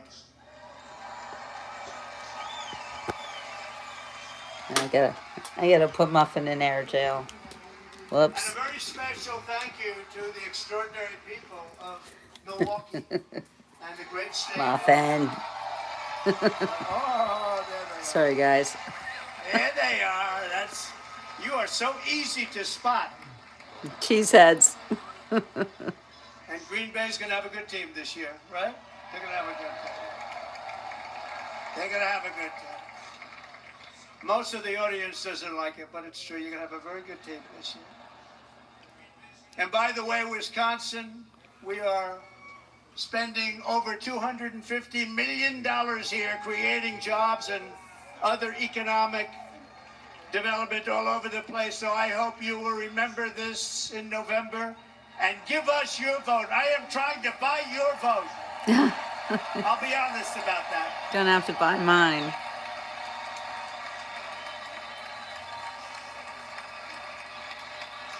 And I promise we will make Wisconsin great again. We're going to make it. Thank you, Mr. Governor. Thank you very much. Thank you. I'm here tonight to lay out a vision for the whole nation, to every citizen, whether you're a young or old man or woman, Democrat, Republican, or independent, black or white, Asian or Hispanic. I extend to you a hand of loyalty and of friendship. Together we will lead America to new heights of greatness like the world has never seen before. We were right there in the first term. We got hit with COVID. We did a great job. Nobody knew what it was, but nobody's ever seen an economy pre-COVID. And then we handed over a stock market that was substantially higher than just prior to COVID. Coming in, did a great job. Never got credit for that. We got credit for the war and defeating ISIS and so many things, the great economy, the biggest tax cuts ever, the biggest regulation cuts ever, the creation of Space Force, the rebuilding of our military. We did so much. We did so much. Right to try is a big deal. We got right to try. They were trying to get that for 52 years. Somebody's terminally ill. Hopefully there's nobody in this audience, but it does happen a lot. They're terminally ill and they can't use our new space age drugs and other things that we are way ahead. We have the greatest doctors in the world, the greatest laboratories in the world, and you can't do it. They've been trying to get that approved for 52 years. Wasn't that easy? The insurance companies didn't want to do it. They didn't want the risk. The labs didn't want to do it because if it didn't work, people are pretty far down the line toward death. They didn't want to do it. The doctors didn't want to have it on their records, so I got everybody into an office. 52 years they tried. Sounds simple, but it's not. And I got them to agree that somebody that needs it will, instead of going to Asia, Europe, or someplace, or if you have no money, going home and dying, just die. We got them to sign an agreement, agree to it, where they're not going to sue anybody. They're going to get all of this stuff. They're going to get it really fast. And what's happened is we're saving thousands and thousands of lives. It's incredible. Right to try. It's a great feeling. Under our leadership, the United States will be respected again. No nation will question our power. No enemy will doubt our might. Our borders will be totally secure. Our economy will soar. We will return law and order to our streets, patriotism to our schools, and importantly, we will restore peace, stability, and harmony all throughout the world. But to achieve this future, we must first rescue our nation from failed and even incompetent leadership. We have totally incompetent leadership. This will be the most important election in the history of our country. Under the current administration, we are indeed a nation in decline. We have an inflation crisis that is making life unaffordable, ravaging the incomes of working and low-income families, and crushing, just simply crushing our people like never before. They've never seen anything like it. We also have an illegal immigration crisis, and it's taking place right now as we sit here in this beautiful arena. It's a massive invasion at our southern border that has spread misery, crime, poverty, disease, and destruction to communities all across our land. Nobody's ever seen anything like it. Then there's an international crisis, the likes of which the world has seldom been part of. Nobody can believe what's happening. War is now raging in Europe and the Middle East.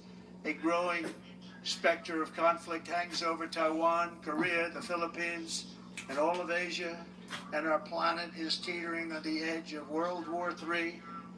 And this will be a war like no other war because of weaponry. The weapons are no longer army tanks going back and forth shooting at each other. These weapons are obliteration.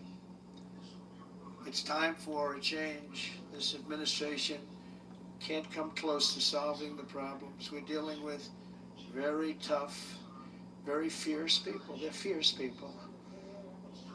And we don't have fierce people.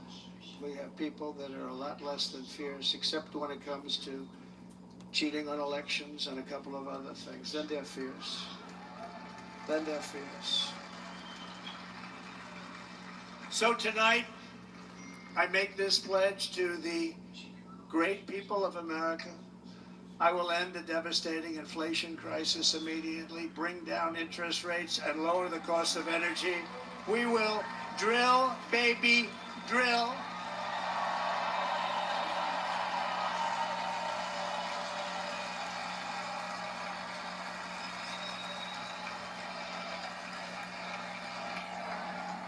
Say it, Muffin. USA, USA, USA. Right? That's right, Mama. USA, USA. Can you believe what they've done? Oh, there she goes. By doing that, we will lead a large-scale decline in prices. Prices will start to come down. Energy raised it. They took our energy policies and destroyed them. Then they immediately went back to them, but by that time, so much was lost. But we will do it at levels that nobody's ever seen before. We'll end lots of different things. We'll start paying off debt and start lowering taxes even further. We gave you the largest tax cut. We'll do it more. You know, people don't realize I brought taxes way down, way down, and yet we took in more revenues the following year than we did when the tax rate was much higher. Most people said, how did you do that? Because Muffin's using incentive. Everybody was coming to the country. They were bringing back billions and billions of dollars into our country. The companies made it impossible. Seriously. The tax rate was too high, and the legal complications were. You're going into air jail. Air jail time. Come here. Hundreds of billions of dollars by Apple and so many other companies that brought back into our nation. She won't let me pick her up. An economy the likes of which no nation had ever seen. China, we were beating them at levels that were incredible. And they know it. They know it. We'll do it again, but we'll do it even better.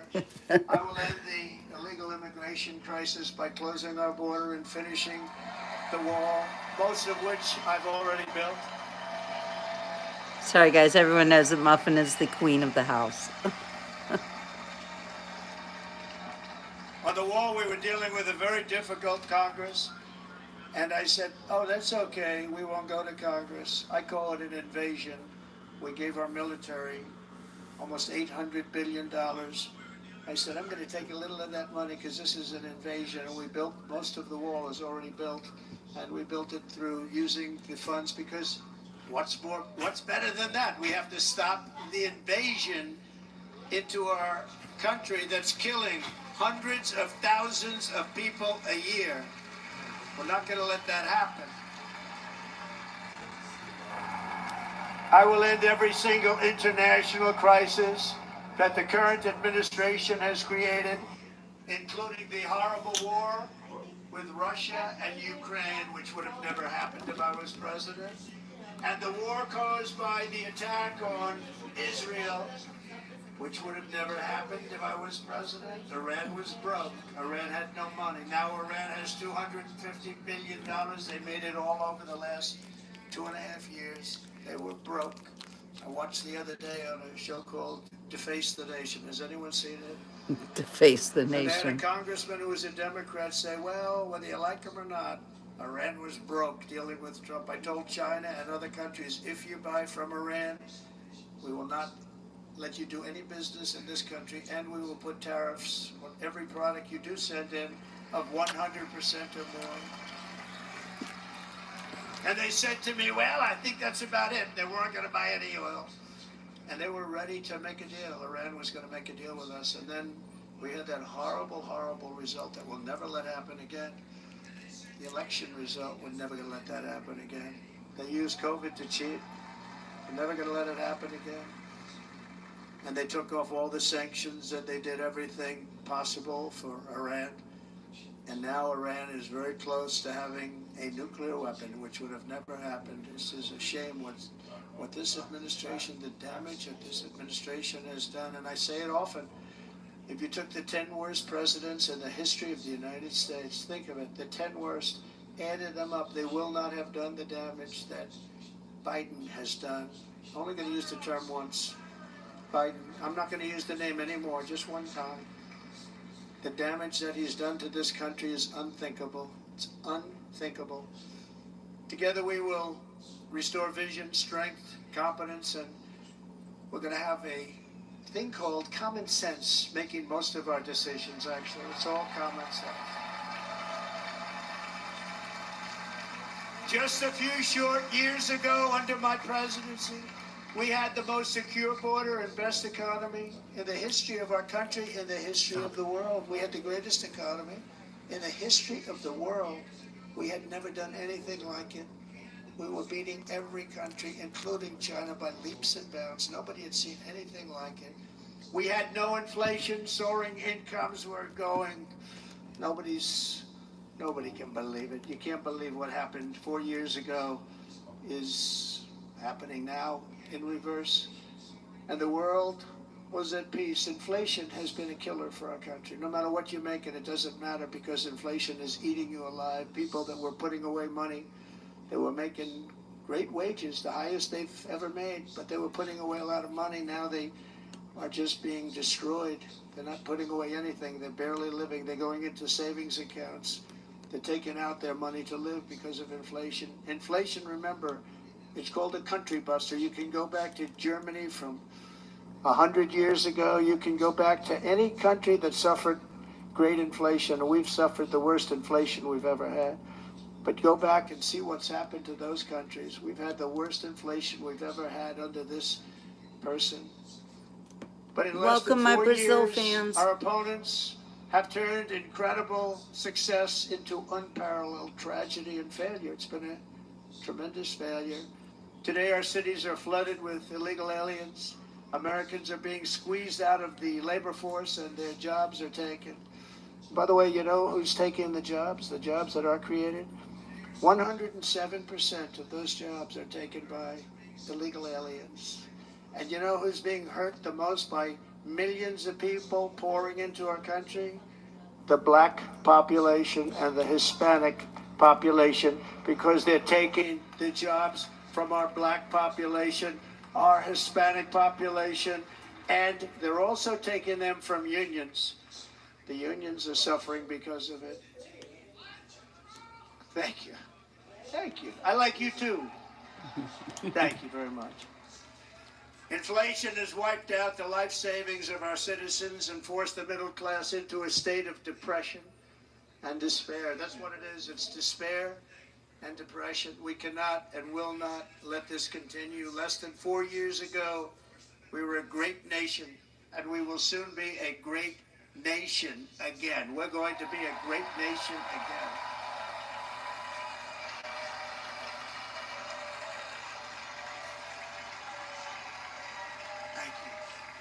With proper leadership, every disaster we are now enduring will be fixed, and it will be fixed very, very quickly. So tonight, whether you've supported me in the past or not, I hope you will support me in the future, because I will bring back the American dream. That's what we're going to do. You don't even hear about the American dream anymore. With great humility, I am asking you to be excited about the future of our country. Be excited. Be excited. Be excited.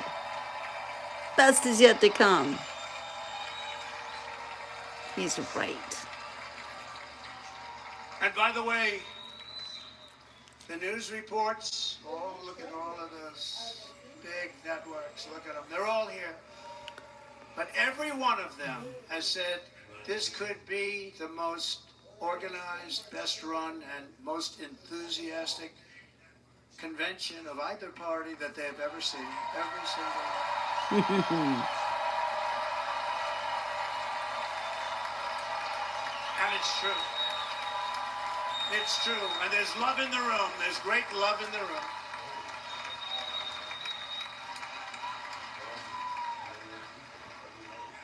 So I better finish strong. Otherwise we'll blow it. And we can't let that happen. Now, this was great. All of the great people that spoke, and everybody hit a home run. I mean, there's not one that I can think of where I said, oh, gee, that wasn't great. Every single person. I refuse to be the only one. Don't do that to me. They're already getting ready. See, I gave them an idea.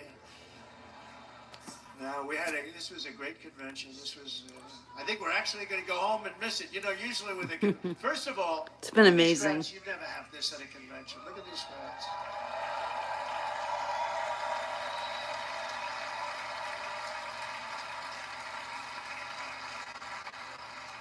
Love, it's about love. This week, the entire Republican Party has formally adopted an agenda for America's renewal, and you saw that agenda. And it's very short compared to the long, boring, meaningless agendas of the past, including the Democrats. They write these things that are hundreds of pages long, and they never read them after they're done. In their case, fortunately, they don't read them because they're pretty bad. It's a series of bold promises that we will swiftly implement when you give us a Republican House. And Mr. Speaker, thank you very much. We have our great Speaker of the House with us tonight. Mr. Speaker, thank you very much. Thank you. A Republican Senate, we have many senators here. And send me back to our beautiful White House just a few months from now. We're talking about just months. It can't come fast enough. We have to get it done. First, we must get economic relief to our citizens. Starting on day one, we will drive down prices and make America affordable again. We have to make it affordable. It's not affordable. People can't live like this. Under this administration, our current administration, groceries are up 57%, gasoline is up 60 and 70%, mortgage rates have quadrupled. And the fact is, it doesn't matter what they are because you can't get the money anyway. Can't buy houses. Young people can't get any financing to buy a house. The total household costs have increased an average of $28,000 per family under this administration. Republicans have a plan to bring down prices and bring them down very, very rapidly. By slashing energy costs, we will in turn reduce the cost of transportation, manufacturing, and all household goods. So much starts with energy. And remember, we have more liquid gold under our feet than any other country by far. We are a nation that has the opportunity to make an absolute fortune with its energy. We have it, and China doesn't. Under the Trump administration, just 3.5 years ago, we were energy independent, but soon we will actually be better than that. We will be energy dominant and supply not only ourselves, but we will supply the rest of the world with numbers that nobody has ever seen, and we will reduce our debt, $36 trillion. We will start reducing that, and we will also reduce your taxes still further. Next, and by the way, they want to raise your taxes 4 times, think of it. And all my life I grew up watching politicians. I always loved politics, I guess. I was on the other side. I'd watch and they were always talking about, we will give you a tax cut. We will give you a tax cut. My whole life I was watching, I will give you a tax cut, right, Mr. Congressman? That's all they talked about. This is the only administration that said, we're going to raise your taxes by 4 times what you're paying now, and people are supposed to vote for them? I've never heard it. You're paying too much, we're going to reduce your taxes still further. We gave you the biggest one, as I said. We're going to give you more, and it's going to lead to tremendous growth. We want growth in our country. That's what's going to pay off our debt.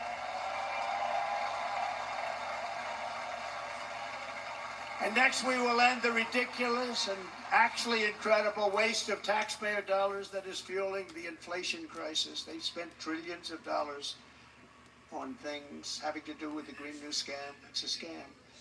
And that's caused tremendous inflationary pressures in addition to the cost of energy. And all of the trillions of dollars that are sitting there not yet spent, we will redirect that money for important projects like roads, bridges, dams, and we will not allow it to be spent on meaningless Green New Scam ideas.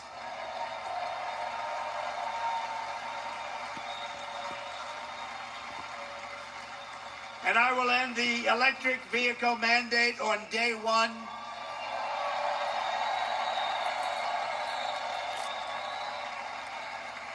Thereby saving the U.S. auto industry from complete obliteration, which is happening right now, and saving U.S. customers thousands and thousands of dollars per car. And right now, as we speak, large factories just started are being built across the border in Mexico. So with all the other things happening on our border, and they're being built by China to make cars and to sell them into our country. No tax, no anything. The United Auto Workers ought to be ashamed for allowing this to happen. And the leader of the United Auto Workers should be fired immediately. And every single auto worker, union and non-union, should be voting for Donald Trump, because we're going to bring back car manufacturing and we're going to bring it back fast.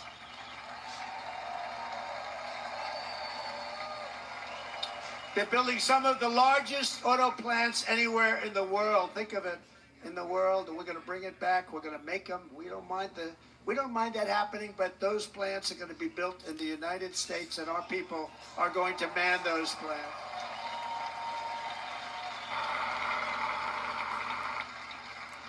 And if they don't agree with us, we'll put a tariff of approximately 100 to 200% on each car, and they will be unsellable in the United States. We have long been taken advantage of by other countries. And think of it, oftentimes these other countries are considered so-called allies. They've taken advantage of us for years. We lose jobs, we lose revenue, and they gain everything and wipe out our businesses, wipe out our people. I stopped it for 4 years. I stopped it, and we're really ready to make changes like nobody had seen before. And remember, USMCA, I got rid of NAFTA, the worst trade deal ever made, and replaced it with USMCA, which is, they say, the best trade deal ever made. Actually, probably the best trade deal was the deal I made with China, where they buy $50 billion worth of our product. They were buying nothing. They buy $50 billion worth. They had to. But I don't even talk about it because of COVID. I don't even mention it, frankly, because of what happened with the China virus.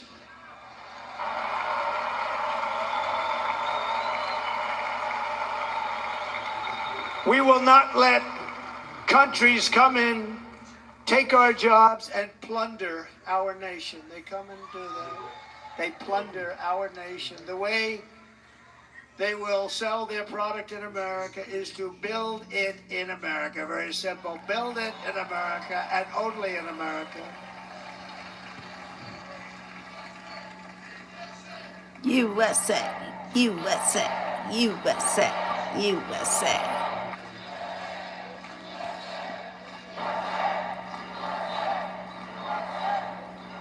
And this very simple formula, and Congress has to go along with us, and they will.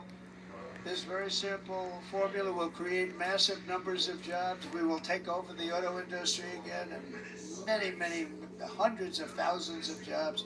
We lost so many jobs over the years. If you go back 20, 25 years, they've stolen, going to China and Mexico, about 68% of our auto industry manufacturing jobs. We're going to get them all back. We're going to get them all back, every one of them. All right, my At friend. the center of our plan for economic relief are massive tax cuts for workers that Stop it. include something else that's turned out to be very popular, actually. Yeah, it's very popular in this building and all those hotels that I saw that are so nice. I'm staying in a nice one. It's called no tax on tips. No tax. No tax on tips. No tax on tips. That's right, Muffin. No tax on tips.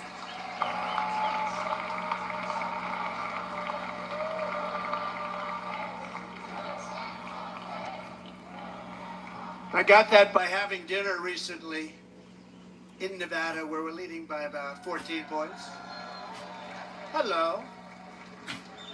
I'll see you there very soon, everybody. That's We're right. having dinner at Okay, a beautiful Muffin, it's restaurant okay. in the Trump building on the strip, and it's a great building. And the waitress comes over. How's everything going? Really nice person. How's everything going, sir? Stop I said, it. the government's after me all the time on tips, tips, tips. I said, well, I have to pick her up and put her in air jail. Hold on, guys. Hold on. And they come in and they take so much of our money, it's ridiculous, and they don't believe anything we say. And they've just hired, as you know, 88,000 agents to go after them even more. And I said, this shows the level of my, most people go out there hire consultants that pay millions of dollars. But I said to her, let me just ask you a question. Would you be happy if you had no tax on tips? She said, what a great idea. I got my information from a very smart waitress. That's better than spending millions of dollars. And everybody loves it. Waitresses and caddies and drivers and everybody's a large group of people that are being really hurt badly. They make money, let them keep their money. I'm going to protect Social Security and Medicare. Democrats are going to destroy Social Security and Medicare because all of these people, by the millions they're coming in, they're going to be on Social Security and Medicare and other things, and you're not able to afford it. They are destroying your Social Security and your Medicare. Under my plan, incomes will skyrocket, inflation will vanish completely, jobs will come roaring back, and the middle class will prosper like never, ever before, and we're going to do it very rapidly.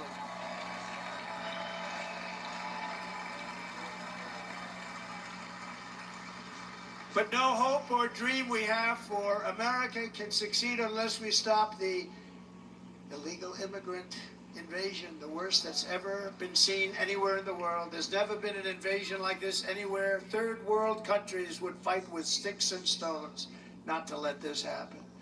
The invasion at our southern border, we will stop it, and we will stop it quickly. You heard Tom Homan yesterday. Tom Homan, put him in charge and just sit back and watch.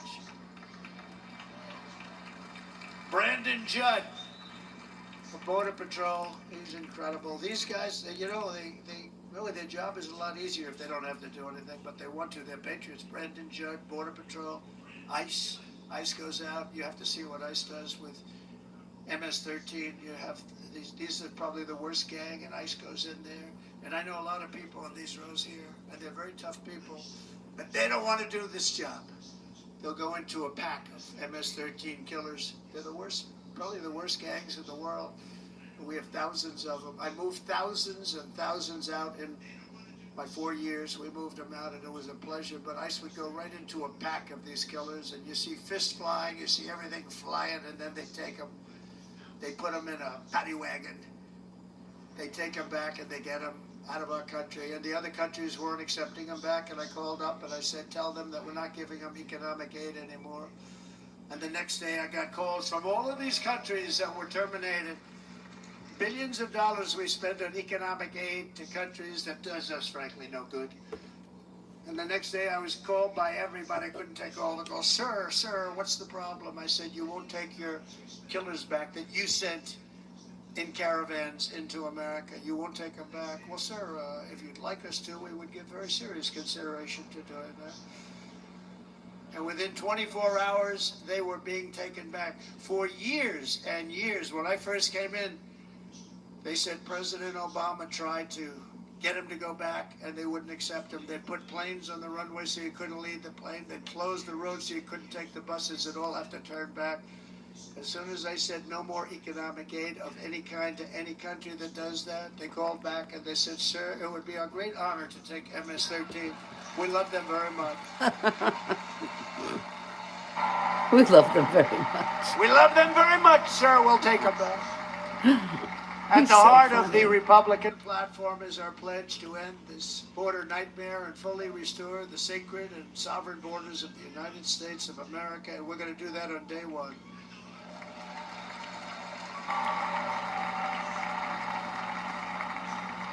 That means two things on day one, right? Drill, baby, drill, and close our borders.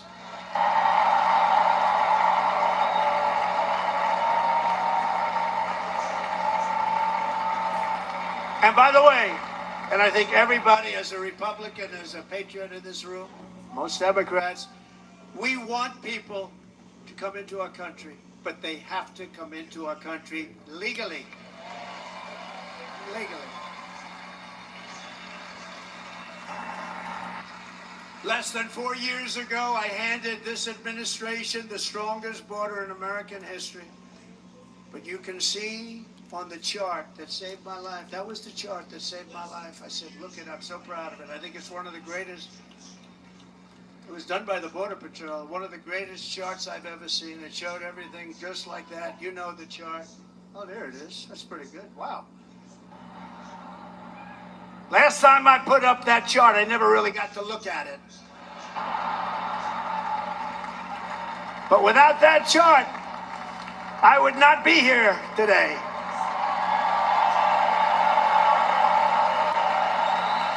Never got to look at it.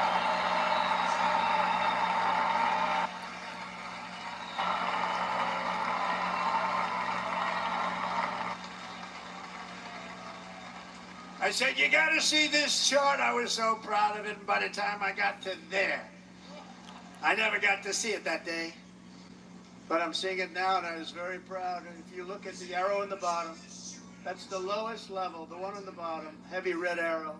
That's the lowest level of illegal immigrants ever to come into our country in recorded history, right there. Amazing. And that was my last week in office. And then you see what happened after I left. Look at the rest. And if you go out a little bit further, it's getting to be a little bit old, but I love it anyway, right? But you can go much higher with those numbers. Look what happened right after that. The invasion began. We had the opposite. We stopped the invasion. But the invasion that we stopped was peanuts by comparison to what happened after I left. Look at what happened after I left. They took over our country. We ended all catch and release.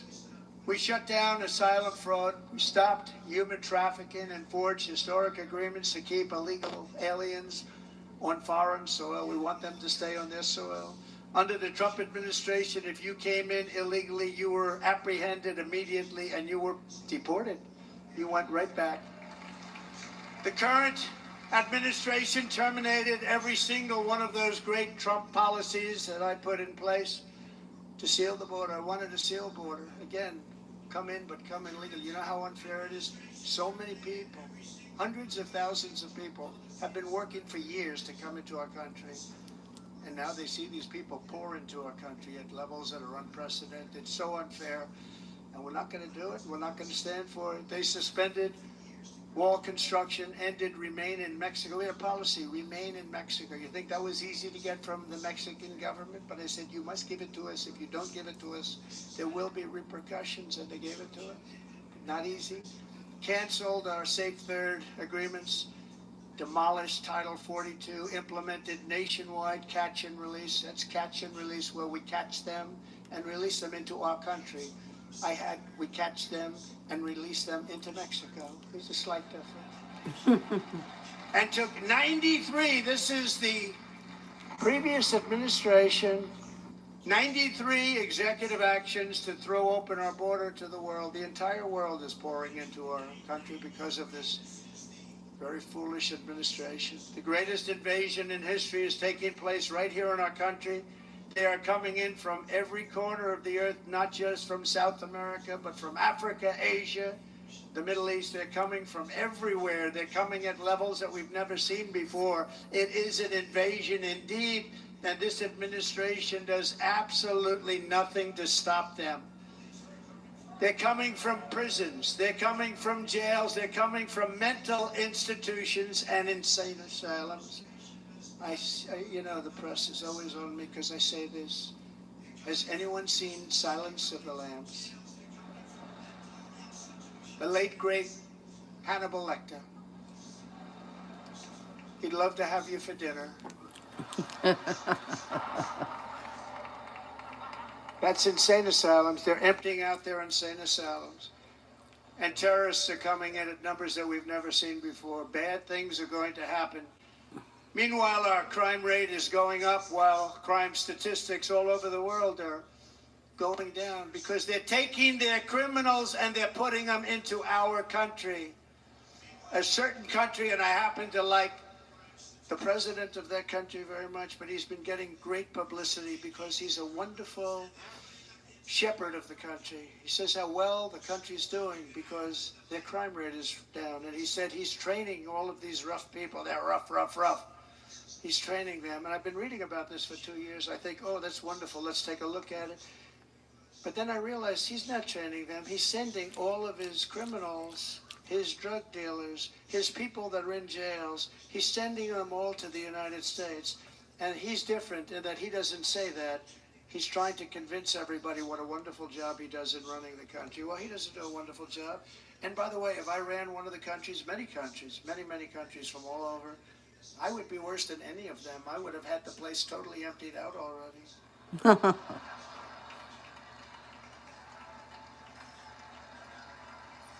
But we become a dumping ground for the rest of the world, which is laughing at us. They think we're stupid. And they can't believe that they're getting away with what they're getting away with, but they're not going to be getting away with it for long. That's what I can tell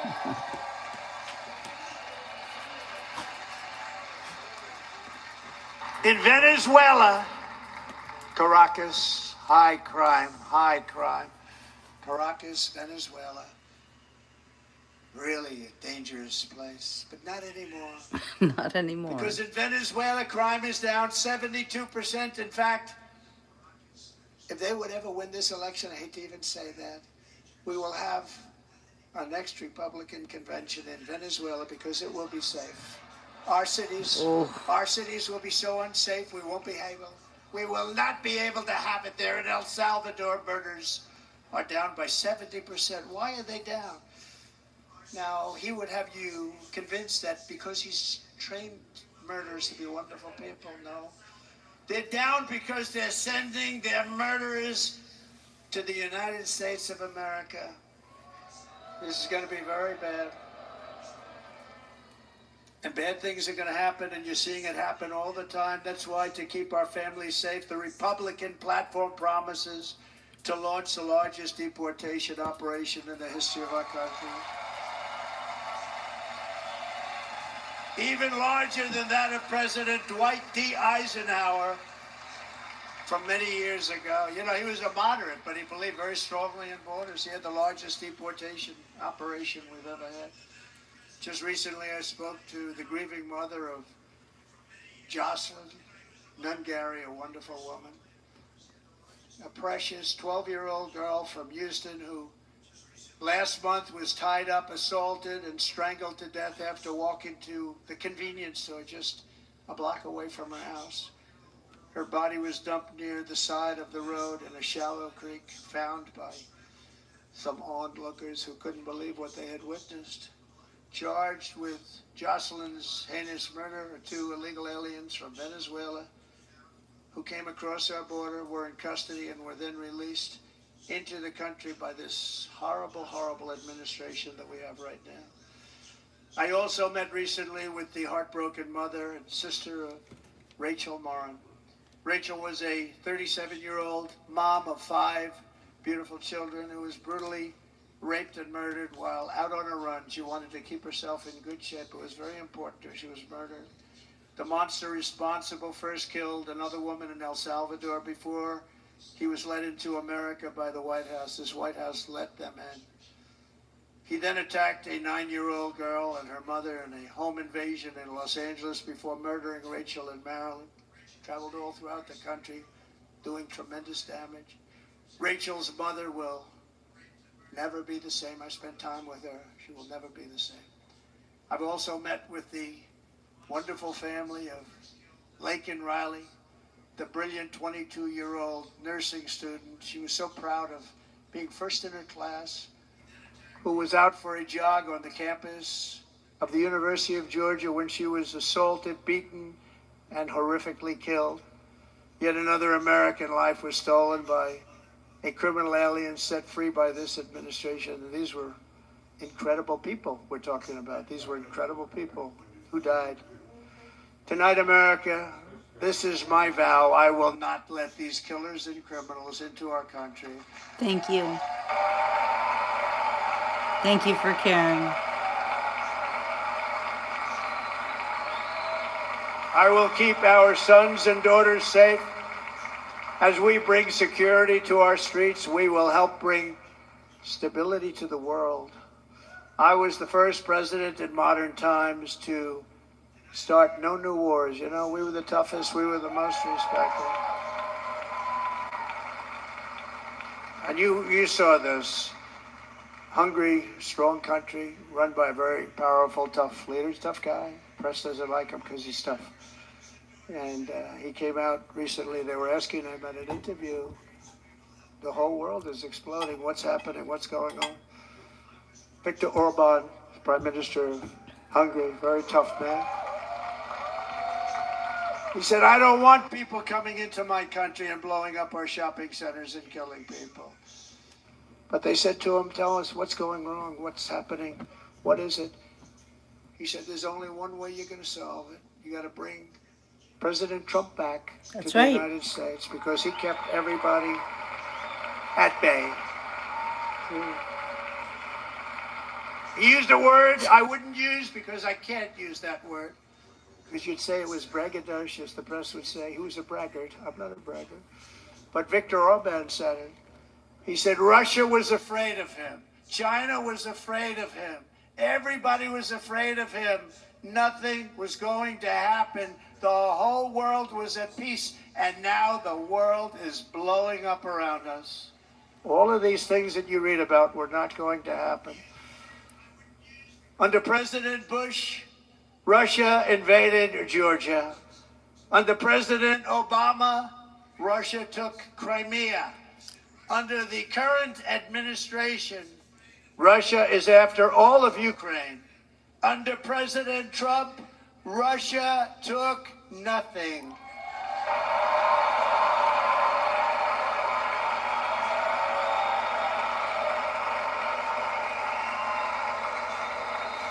People in the crowd are wearing gauze on their We ears. defeated 100% of ISIS in Syria and Iraq. Funny. Something that was said to take 5 years, sir. It'll take 5 years, sir.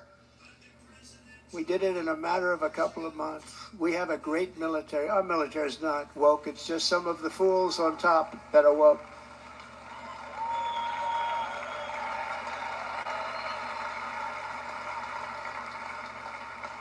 I got along very well. North Korea, Kim Jong-un, I got along very well with him. The press hated when I said that. How could you get along with him? Well, you know, it's nice to get along with somebody that has a lot of nuclear weapons or otherwise, isn't it? See, in the old days, they'd say, that's a wonderful thing. Now they say, how could you possibly do that? But no, I got along with him, and we stopped the missile launches from North Korea. Now North Korea is acting up again, but when we get back, I get along with him. He'd like to see me back, too. I think he misses me, if you want to know the truth. Our opponents inherited a world at peace and turned it into a planet of war. We're in a planet of war.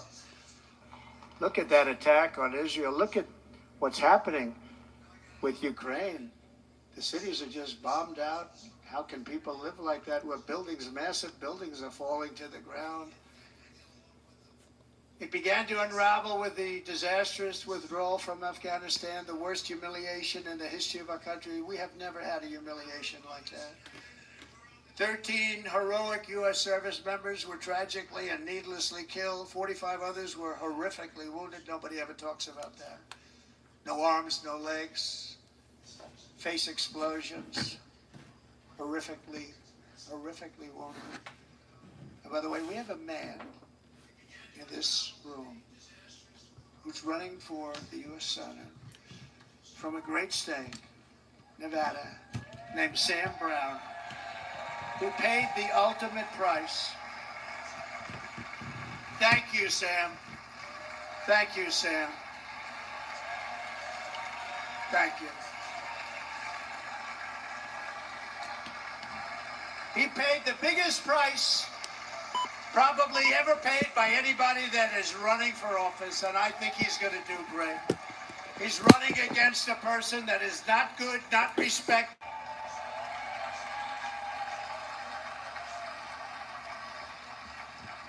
And we also left behind $85 billion worth of military equipment, along with many American citizens were left behind. Many, many American citizens. Emboldened by that disaster, Russia invaded Ukraine. They saw this group of people that were incompetent. We took the soldiers out first. No, we're going to take the soldiers out second. If they would have followed my plan, we had a great plan. But the plan only kicked in if they did everything perfectly. And they weren't doing things perfectly, so we said it doesn't kick in. You know, 18 months in Afghanistan, we didn't have one, so they were killing them left and right, snipers. And I spoke to the head of the Taliban. You've heard this story. Abdul, still there, still the head of the Taliban. The press got on me, why would you speak to him? I said, because that's where the killing is. I don't have to speak to somebody that has nothing to do with it. And I told him, don't ever do that. Don't ever do that again. Don't ever, ever do that again. You better stop. Because during the Obama administration, many great people and soldiers, a lot of soldiers were being killed from long distance. I said, if you keep doing that, you're going to be hit harder than anybody's ever been hit by a country before.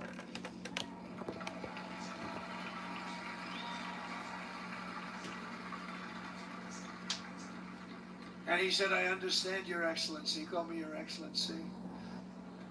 I wonder if he calls the other guy Your Excellency. I doubt it. The other guy gave him everything. I mean, what kind of a deal was that? He walked out and gave him everything.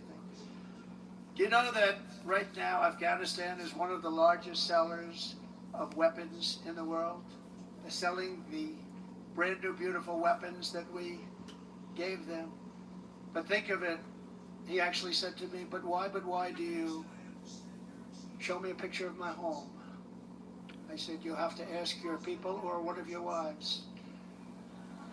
One of your wives. But he could figure it out. And for 18 months, we had not one attack on an American soldier by the Taliban. 18 months.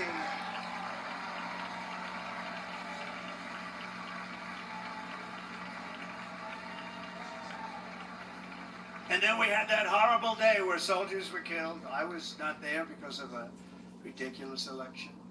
But we had that horrible attack. And they also gave up Bagram, one of the biggest bases anywhere in the world, air bases anywhere in the world, the longest runways, most powerful, hardened, thickened runways. We gave it up. And I liked it not because of Afghanistan, I liked it because of China. It's 1 hour away from where China makes their nuclear weapons.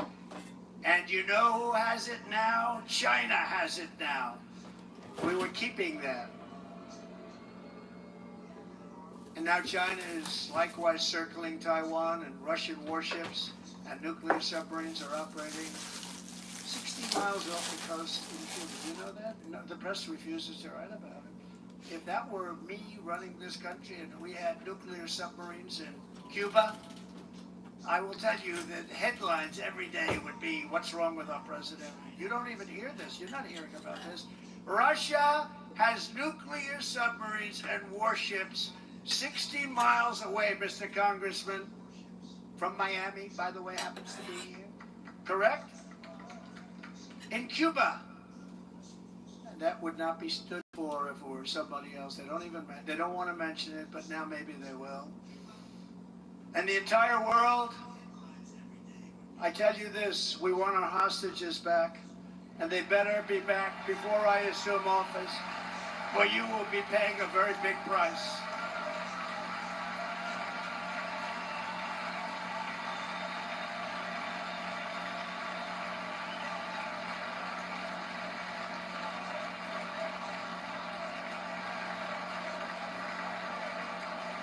With our victory in November, The years of war, weakness, and chaos will be over. I don't have wars. I had no wars other than ISIS, which I defeated, but that was a war that was started. We had no wars. I could stop wars with a telephone call. I could stop wars with just a telephone call. If properly stated, it would never start. We will replenish our military and build an Iron Dome missile defense system to ensure that no enemy can strike our homeland. And this great Iron Dome will be built entirely in the USA. We're going to build it in the USA. And Wisconsin, just like I gave you that massive ship contract, and you're doing a very nice job, Governor, right? Thank you, Governor. And they're doing a great job. In fact, I had a little design change. We gave them a tremendous, for essentially what we used to call destroyers. These are now the most beautiful. They look like yachts. I said, we have to take the bow and we have to make it a little nicer and a little point at the top instead of a flat nose. And the people at the shipyard said, this guy sort of knows what he's doing. We have the most beautiful ships, right, Governor? Everybody sitting over there. And it was a big contract that everybody wanted. I gave it to Wisconsin, but we're going to have a lot of that built right here in the state of Wisconsin and all other states. Israel has an Iron Dome. They have a missile defense system. 342 missiles were shot into Israel, and only one got through a little bit. It was badly wounded and fell to the ground, but most of them were. And Ronald Reagan wanted this many years ago, but we really didn't have the technology many years ago. Remember, they called it Starship, spaceship, anything to mock him. But he was a very good president, very, very good. But now we have unbelievable technology. And why should other countries have this and we don't? No, we're going to build an Iron Dome over our country, and we're going to be sure that nothing can come and harm our people. And again, from an economic development standpoint, we're going to make it all right here. No more sending it out to other countries in order to help. It's America first. America first. We will unleash the power of American innovation. And as we do, we will soon be on the verge of finding the cures to cancer, Alzheimer's disease, and many other diseases. We're going to get to the bottom of it. You remember this gentleman that I don't want to mention other than one time I had to, because when you say the 10 worst, I had to do it. I didn't want anybody to be confused. But this man said, we're going to find a cure to cancer. Nothing happened. We're going to get to the cure for cancer and Alzheimer's and so many other things. We're so close to doing something great. But we need a leader that will let it be done. We will not have men playing in women's sports. That will end immediately.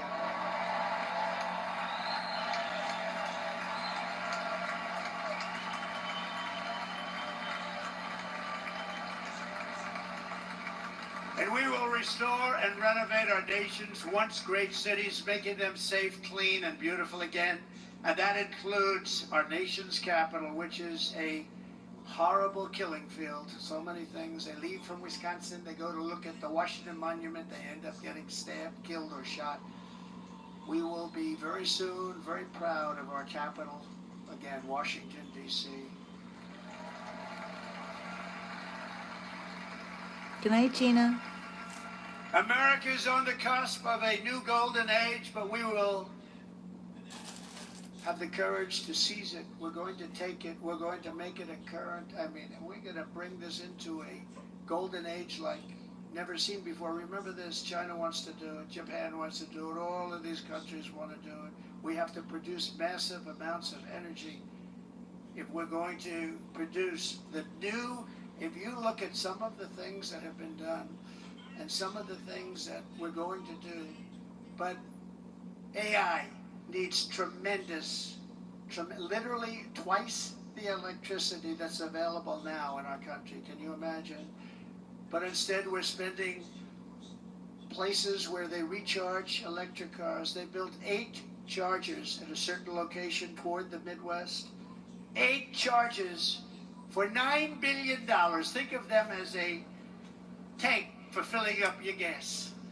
Think of it. They spent $9 billion on 8 charges, 3 of which didn't work. And if you are going to do this all over our country, this crazy electric mandate, if you're going to do this all, and by the way, I'm all for electric. They have their application. But if somebody wants to buy a gas-powered car, gasoline-powered car, or a hybrid, they're going to be able to do it. And we're going to make that change on day 1.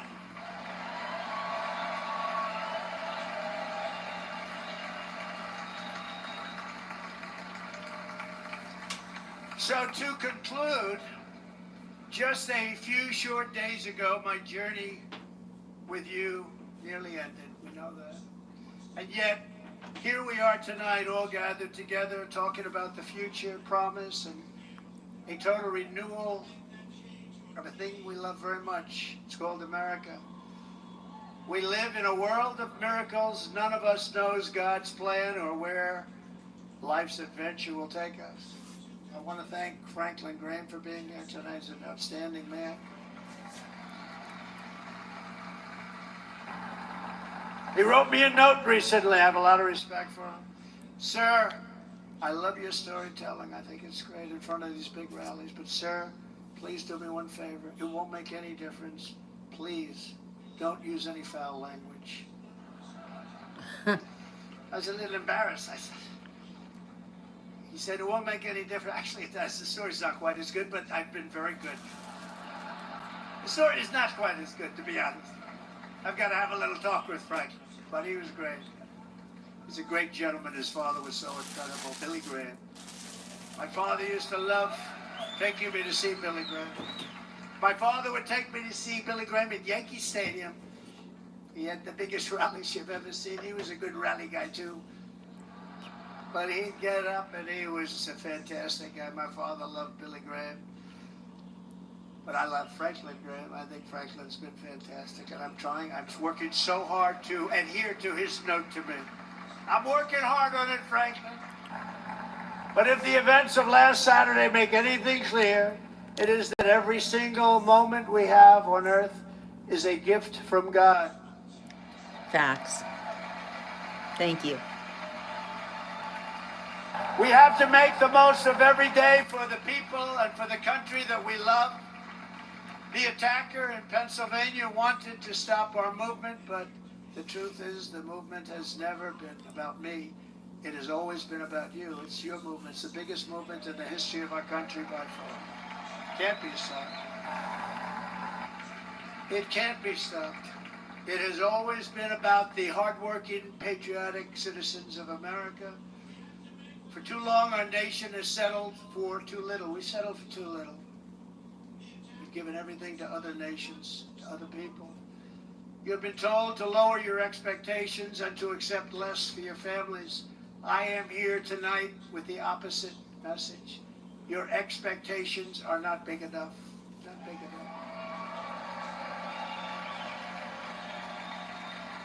It is time to start expecting and demanding the best leadership in the world, leadership that is bold, dynamic, relentless, and fearless. We can do that. We are Americans. Ambition is our heritage. Greatness is our birthright.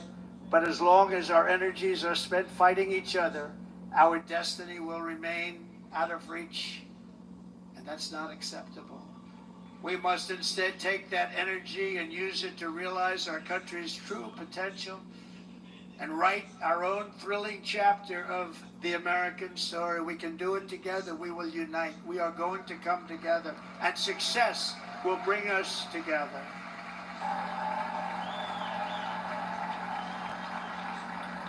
It is a story of love, sacrifice, and so many other things. And remember the word, devotion. It's unmatched devotion. Our American ancestors crossed the Delaware, survived the icy winter at Valley Forge, and defeated a mighty empire to establish our cherished republic. They fought so hard, they lost so many. They pushed thousands and thousands of miles across a dangerous frontier, taming the wilderness to build a life and a magnificent home for their family. They packed their families into covered wagons, trekked across hazardous trails. scaled towering mountains, and braved rivers and rapids to stake their claim on the wide open, new, and very beautiful frontier. When our way of life was threatened, American patriots marched onto the battlefield, raced into enemy strongholds, and stared down death and stared down those enemies to keep alive the flame of freedom. At Yorktown, Gettysburg, and Midway, they joined the roll call of immortal heroes. So many, just so many heroes, so many great, great people. And we have to cherish those people. We can't forget those people. We have to cherish those people.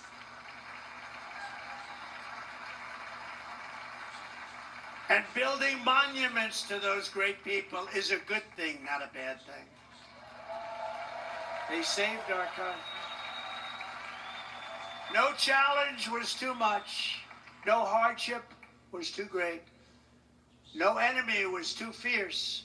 Together these patriots soldiered on and endured, and they prevailed because they had faith in each other, faith in their country, and above all, they had faith in their God.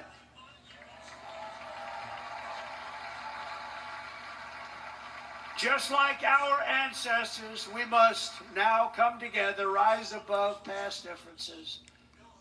Any disagreements have to be put aside and go forward, united as one people, one nation, pledging allegiance to one great, beautiful, I think it's so beautiful, American flag.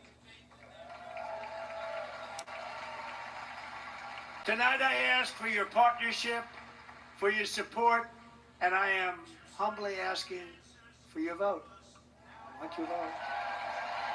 You have my vote. We're going to make our country great again. Every day I will strive to honor the trust you have placed in me, and I will never, ever let you down. I promise that. I will never let you down.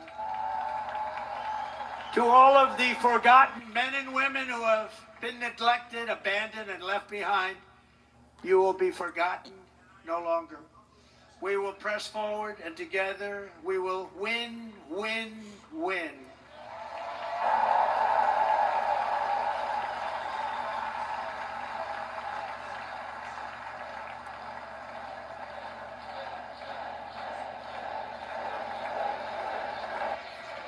Win, win, win, win, win, win.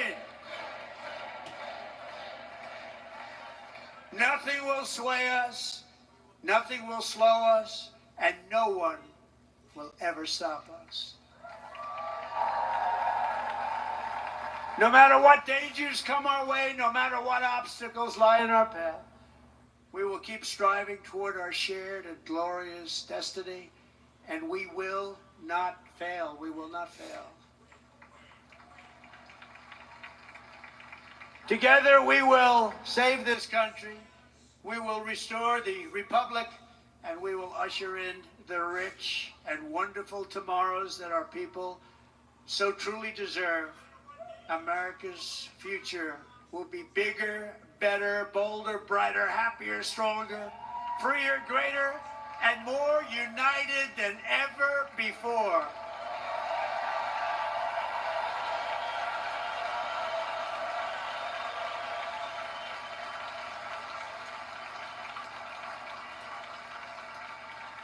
And quite simply put, we will very quickly make America great again.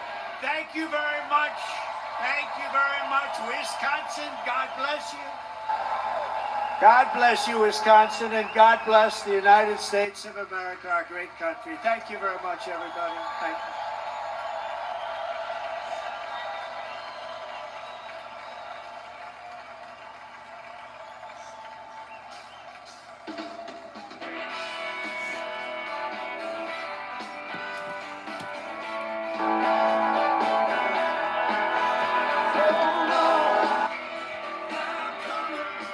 Look, here comes Melania.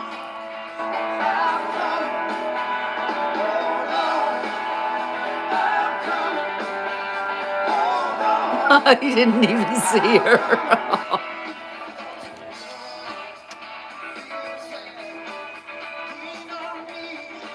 Beautiful first couple.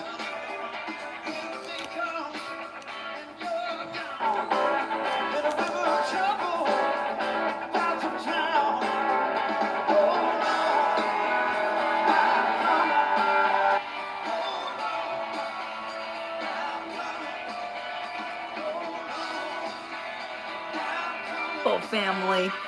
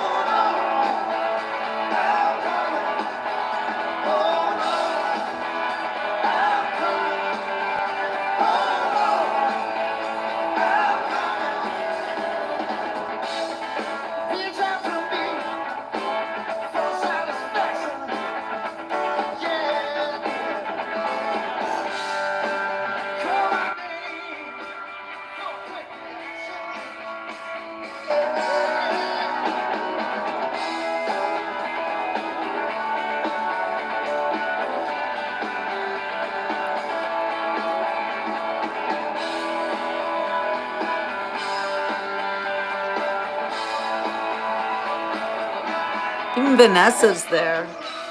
That's very cool.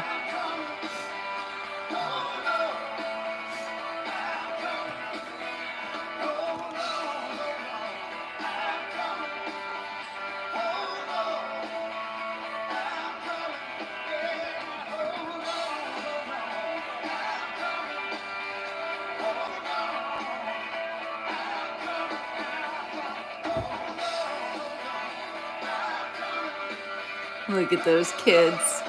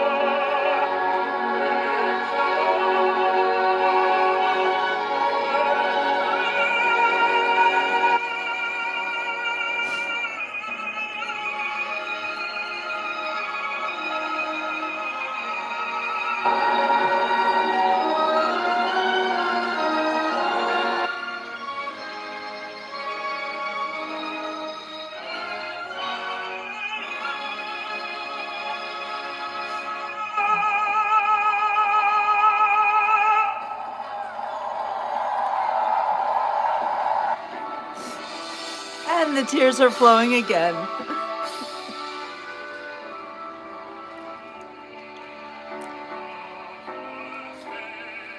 She skies for amber waves of green, for purple mountains, majesty above the fruited plain. One of my favorite songs. America, God shed His grace on thee, and crown thy good with brotherhood from sea to shining sea.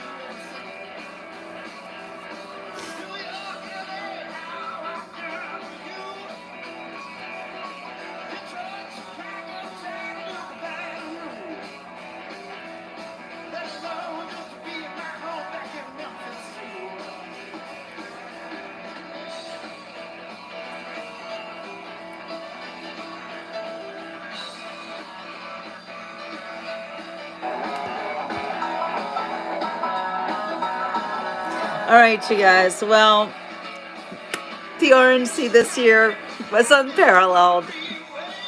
I called this show President Trump is Alive because, by the grace of God, President Trump is alive.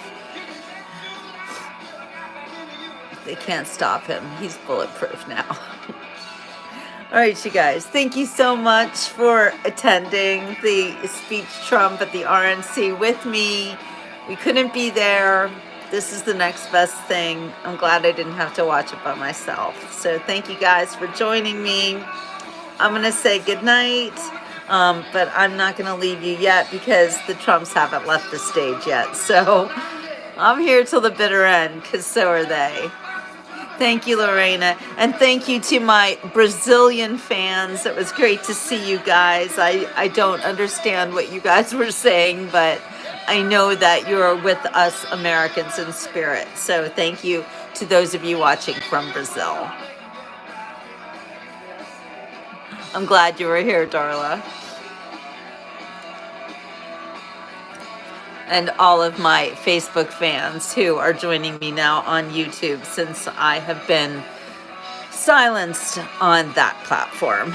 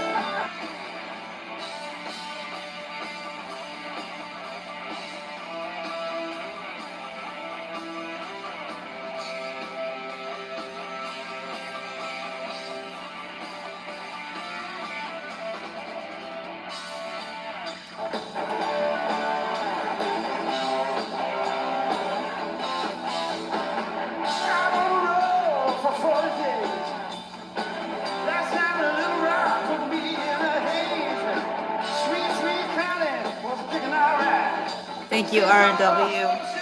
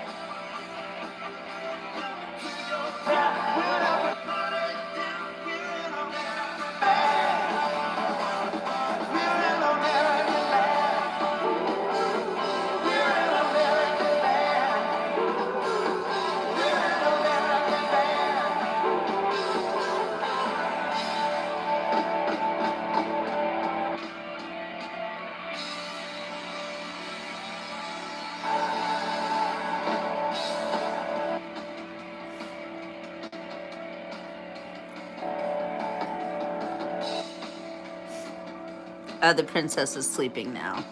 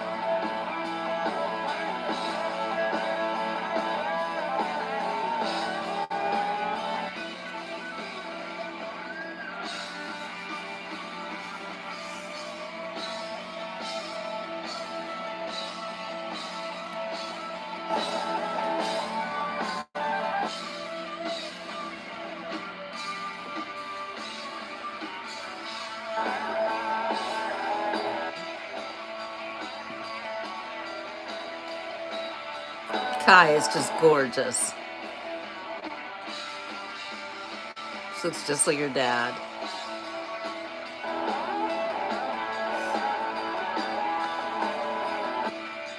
Look at little Chloe. She's so cute.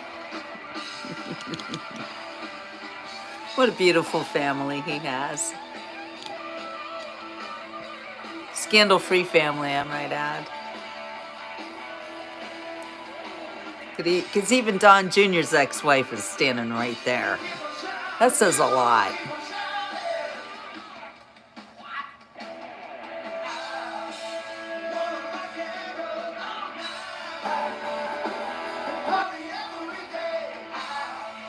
Who is he talking to? The crowd.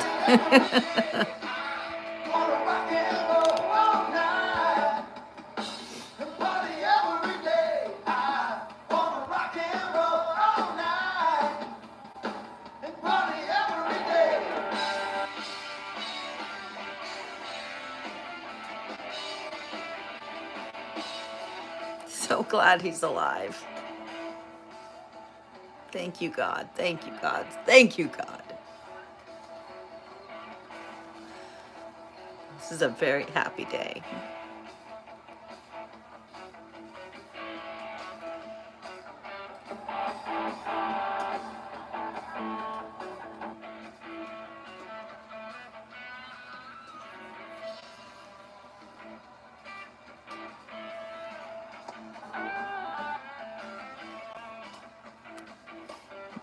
Oh, the little Trumps. So adorable.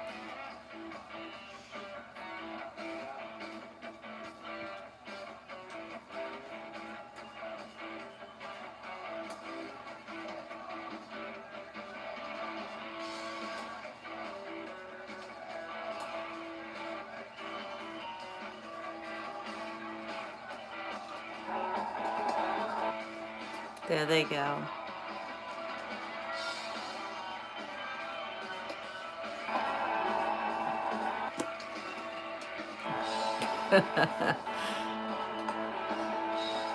Oh, so happy he's alive. Thank you, Jesus.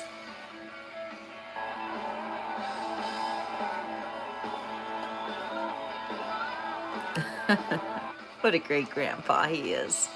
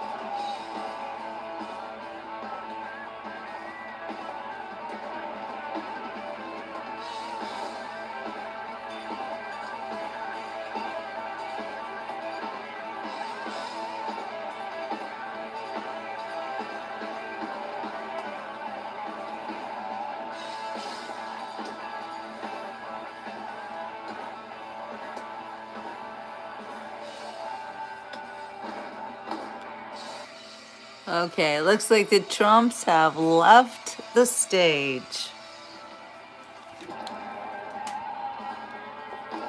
Again, I just want to thank you guys for joining me to watch the RNC. Welcome back the chairman of the Republican National Committee, Michael Watley of North Carolina. I guess we might as well hear Michael Watley of North Carolina. Why not? We're still here, right? See what he has to say. Yes, he is a miracle, Darla. And now, to deliver this evening's benediction, please welcome Dr. Mario Dickens from Milwaukee.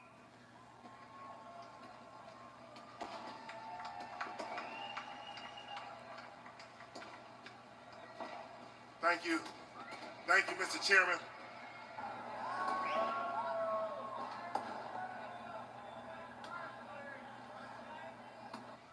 I want to thank God for being here and granting me this opportunity to address the Republican National Convention 2024.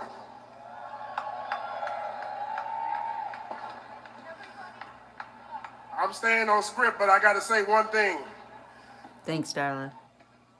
Just 4 hours ago, my granddaughter was born. Aww, congratulations. Ayana Leah Dickens. Yes, my granddaughter is here. I just wanted to welcome her into the world on this stage. One nation under God. Reflecting on the significance of this phrase is crucial in the days to come. The path we have traveled has not been easy, but it must be navigated with dignity and perseverance. The Holy Scriptures state that the peace of God surpasses all understanding. I pray for peace in this nation. Peace on the campaign trail. Peace on our streets. And peace in our homes. We extend prayers for Corey Comprator, who tragically lost his life in Saturday's assassination attempt. For the innocent bystanders injured and for their grieving families, may the presence of God be with them. It is God who established governments, as explained in Romans 13, verse 1. And for that, we are grateful. My wife, Cherie, I love you. My parents and my children know that God is the ultimate answer. As you leave this Republican National Convention, do so with the confidence that he will guide your path and keep you in his grace. My hope is that we all find joy in the days to come and embrace leadership in the up-and-coming elections that will guide the next 4 years with wisdom and peace. So please stand with me as I end this prayer. I pledge allegiance to the flag of the United States of America and to the republic for which it stands, one nation under God, indivisible, with liberty and justice for all. In Jesus' name we pray. God, we give you the honor, the praise, and the glory. Hallelujah. President Trump, Senator Vance, may God lead you and guide you. Amen. Thank you. Thank you.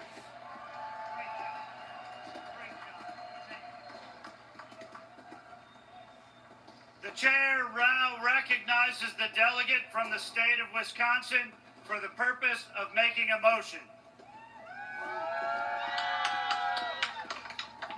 Chairman Mike Wadley, thank you so much for bringing this convention to the greatest state in America, Wisconsin, a great city of Milwaukee. It's been a great convention. I, Tommy Thompson, former governor of Wisconsin, along with my good friend, Governor Scott Walker, and our chairman, Chairman Brian Shimmy, the whole Republican delegation at this particular time wants to adjourn sine die the 2024 convention. Thank you, all of you, for coming. Drive safely home.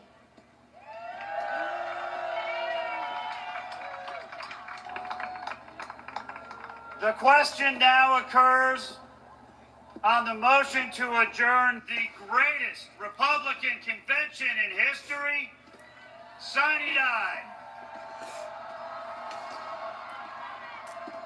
All those in favor signify by saying aye. Aye. All those opposed signify by saying no.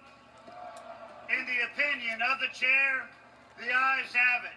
Accordingly, the 2024 Republican National Convention stands adjourned, sine die.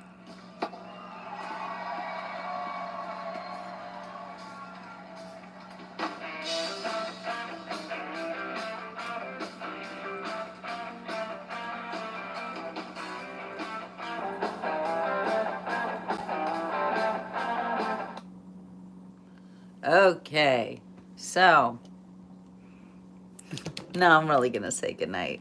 All right, again, thank you guys for joining me this evening. Let's make America great again. Good night. God bless you all. Ciao for now, and arrivederci.